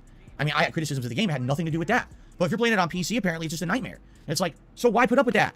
Why continuously be a high-end PC gamer when you always get the short end of the stick in the modern day? When these game developers are developing their games specifically for console because that's the set hardware configuration that they want to master, why force yourself to play an inferior version of the game for a more expensive price point because you custom-made a PC with high-end components that aren't even working with this game, right? I don't get it. It really blows my mind. It's like, fool me once, shame on you. Fool me twice, shame on me. Fool me 742 times in the last 5 years. But still don't acknowledge that this is a problem and that we should do something about it, right? What's up, Fens? How you doing? Welcome to the stream. We got a tip here. This will be the last tip, and then we'll end the podcast. So this is from Gamer Guy, $4.50 tip, which sadly is just you know what? I'm gonna be a nice guy. I'm gonna do a 420 tip animation, even though it's not a 420 tip because I wanted to play an animation for this one. All right, so Gamer Guy, thank you for the tip, and he says the following. When it comes to your demographic, I'm actually 30 years old. JRPGs are my favorite type of game. I'm personally enjoying your One Piece playthrough, and I'm also playing it. Heads up, when I was done with Alabasta, I was at 17 hours. Crocodile hits like a truck. He gave me my first game over. Damn. I guess we'll see. Yeah, if you didn't notice when I was playing it last. So now I'm about 7 hours in? No, I'm about 8 hours in. Difficulty spike, right? We were in the middle of the desert, and all of a sudden, all the enemies were more tankish. They were hitting for more damage. We were fighting enemies that were taking a while to beat. And I was like, you know, I'm happy because they're actually too easy up to then. So, not surprising to see a difficulty spike like that in a JRPG. You gotta be ready for that, right? I mean, I've been there, done that. I played some of the hardest ones out there, so I know all about that. We'll see how it goes. I think it'll be fun. A fun challenge. Hero says the Switch was still the best-selling console of 2022. Pretty crazy. It always will be. The Switch will always be the best-selling console. It won't necessarily be the best performing, and it won't necessarily be the most highly reviewed, but it's always going to be the best-selling. Why? It's the cheapest. And, well, I guess it's tied for cheapest now with Xbox Series S, but it's got the games for casuals. Casual audience gaming is different from more hardcore audience gaming. It just is. There's so many people who casually play games on a Nintendo console, and they still know Nintendo is the console. It's the casual console to put in your house with a family who isn't necessarily a bunch of dedicated gamers, but if you want to mess around with games, the Switch is the way to go, right? There's nothing wrong with that. We just have to acknowledge that. It's been that way ever since the Wii. When the Wii hit, that was it. Nintendo hit that market that the other consoles couldn't reach. The casual gamer. Every once in a while, I want to waggle around like an asshole and play a silly game and get some entertainment out of it, and that's fine. And that's the market that Nintendo has cornered. So they're always going to be the best-selling console as long as they keep having that market, right? Okay. People purchase a lot of the references you make are ones from millennials we know from childhood, so your demographics actually make sense. Where'd it go? You deleted your comment. I was reading it. Why'd you delete your comment? I was in the middle of reading your comment, people person. That's very rude. You retracted his comment. Okay. Anyway, guys. All right. Let's end. We're going late. Let's end the show. Let's get into Signalis. I'm excited to see what how this game is, how it pans out. And all right, guys. Thank you for watching the show. Thanks for another great Level 1 podcast. And you know, I had this nice lighting today. I don't know if you guys noticed. Right? Blue lighting. It's very nice. It's very ambient. But for some reason, it's also the temperature's starting to dip in here.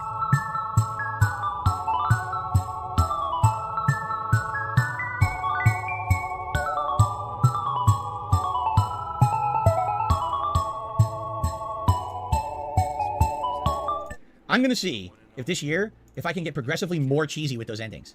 Because that one's pretty cheesy, but I want to see if I can keep topping it. Seriously, can I top that every month, maybe? Can I top that with an even cheesier show ending? Because it's going to be hard to keep topping it, but I think maybe I could do it. Maybe by the end of the year. The turkey one was your favorite? The turkey one was something else? You doubt it? You doubt I could top that one? Oh, you don't even know. You don't even know. You don't know what I'm capable of. All right. Let me very briefly use the restroom, and then we'll start with Signalis. I'm just going to mute the mic. I'll be right back.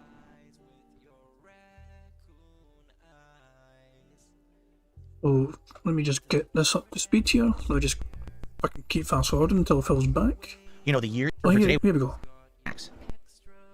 I went too far. All right, let's get set up, everybody. It's okay, Jasper. Relax. He's looking at me like, what happened? I had to pee. I had to pee before I started. That's all. Okay? You can relax now, buddy. All right. So far, I would say a really good YouTube short for today would be when Jasper jumped on my lap and meowed. You guys heard it, right? Earlier? That was the first time ever he's done that. In all, you know, the years here that he's been on my streams, he's never just jumped up and meowed right into the mic like he just did. That was so cute. I was very happy he did that. Because he talks to me all the time. Right, buddy? He talks to me all the time. And he never talks on stream for some odd reason. I never understood that because obviously he likes being in the office. He jumps on the chair whenever he can. You know, he obviously really like, has that feeling of, oh, I'm next to my, you know, my I don't want to say father, but, you know, he probably sees me as like that protective figure, right? So that's why he likes to sleep next to us in bed. While we're downstairs, he likes to sit next to us on the couch or sleep next to us on the couch. And same thing here. I want him to feel safe and at home and be able to be in the office on the days when, you know, my wife's at work. And he always talks to me outside of this office. I couldn't believe why he wouldn't. And now today he finally did. I was like, that's actually awesome. Maybe that means something, right? I don't know.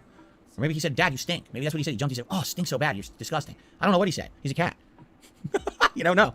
Anyway, so Index says, hope you are all right. Let's get. I hope the game will be good. Me too. Battle Duck says, what about the one time when Jasper stole your controller and won a Call of Duty Warzone game by himself? That was pretty remarkable. Sadly, I didn't get it on camera. Okay, last thing. Last reminder, everyone. All right? If you could support the stream in any way, I would really appreciate it. This is the beginning of a new playthrough. Liking the stream today would be tremendous because that would let people know I'm playing a new game and come maybe check it out. Any other contributions are greatly appreciated, whether it be super chats, super stickers, memberships, gifted memberships. Only a week left to hit our membership goal for the month. Tips. You know, I am coming off of a couple days of weight reduced performance on streams when it comes to income. And there's various reasons for that, and it's no one's fault. I'm not pointing fingers or anything. I'm just saying today would be a good day to maybe have a good, strong ending to the week if you could support the stream. And thank you. Without further ado, let's boot up Signalis. All right, everyone. This is it. Per your request, per your suggestions, today we're doing something a little different. We're playing a survival horror game that's supposed to be an homage to the classics. Whoa, I'm there. Without further ado, by the way, I have no idea how the volume level is in this game. Without further ado, let's boot up Signalis. All right, everyone. Okay, he's recording for YouTube now. I said, it skipped forward there a wee bit. I think I don't know if I pressed anything. He is recording now for YouTube. Because a brand new game, this is when he starts recording. Look at him starting recording here. I have no idea how the volume level is in this game. Without further ado, let's boot up Signalis. All right, that little click there was him recording for YouTube. Brand new game, so he's recording for YouTube right now. everyone. This is it. Per your request, per your suggestion. This is YouTube mode right here. But yeah, that is the end of the game. Sadly, we were one away. Because we had free space. We didn't get... Jesus Christ, man, we were so close. I'm going to tick Soundbox. That gives us a double bingo at least. We're one away from a goddamn full house. So damn close yet so damn far. But yeah, guys, I'm going to wrap things up quickly here. Just I'm going to bolt, basically. Guys, thank you very much for joining me tonight. I do appreciate it. Thank you very much for your contributions. Thank you very much. If you guys like the text-to-speech, I'll keep it. But if you don't, I won't bother with it. I'll see if I can stream tomorrow. I'm not sure what's happening yet. Yeah, let's have a quick reminder of what Phil's doing right now. Oh! Oh, Jesus, what's that? Phil has $50. So there you go. He's got his kind of glasses on. Fantastic for him. Right, I am going to end things here, guys. Thank you very much once again for joining me. As I said, I do appreciate it. I'm going to end things. I always end things. We don't play yet. I'm not ready. By playing Pixar Animations, Amazing Me video, Notorious PIG contributions. So, guys, thank you once again. I do hope you enjoy your day off tomorrow from Phil Antics. I might do GTA 5 Chaos Mode tomorrow if I can. If I can't, then I can't.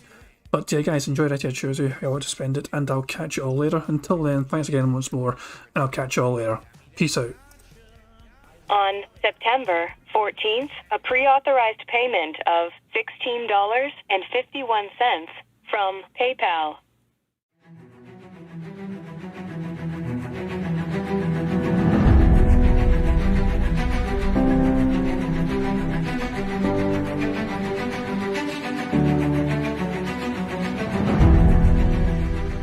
All right, Luna Mills has tipped me $1.30. It says, I'm back. What's your favorite type of shower?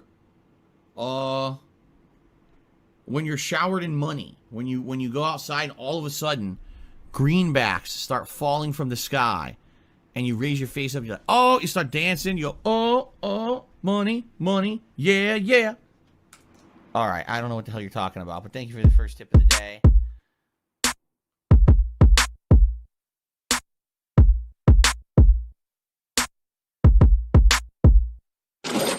Money, money, yeah, yeah. Money, money. Oh, money, money, yeah, yeah. Money, money. Money, money, yeah, yeah. Money, money. Oh, money, money, yeah, yeah. These contributions are mandatory. Money, money, yeah, yeah. Money, money. Oh, money, money, yeah, yeah. Money, money. Money, money, yeah, yeah. Money, money. Oh, money, money, yeah, yeah. These contributions are mandatory.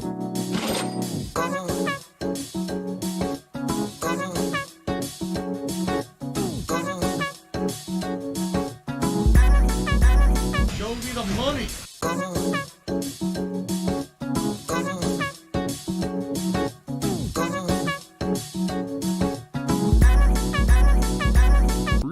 Money, money, yeah, yeah.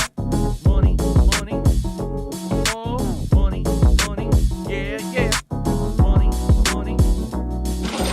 Money, money, yeah, yeah. Money, money. Oh, money, money, yeah, yeah. These contributions are mandatory.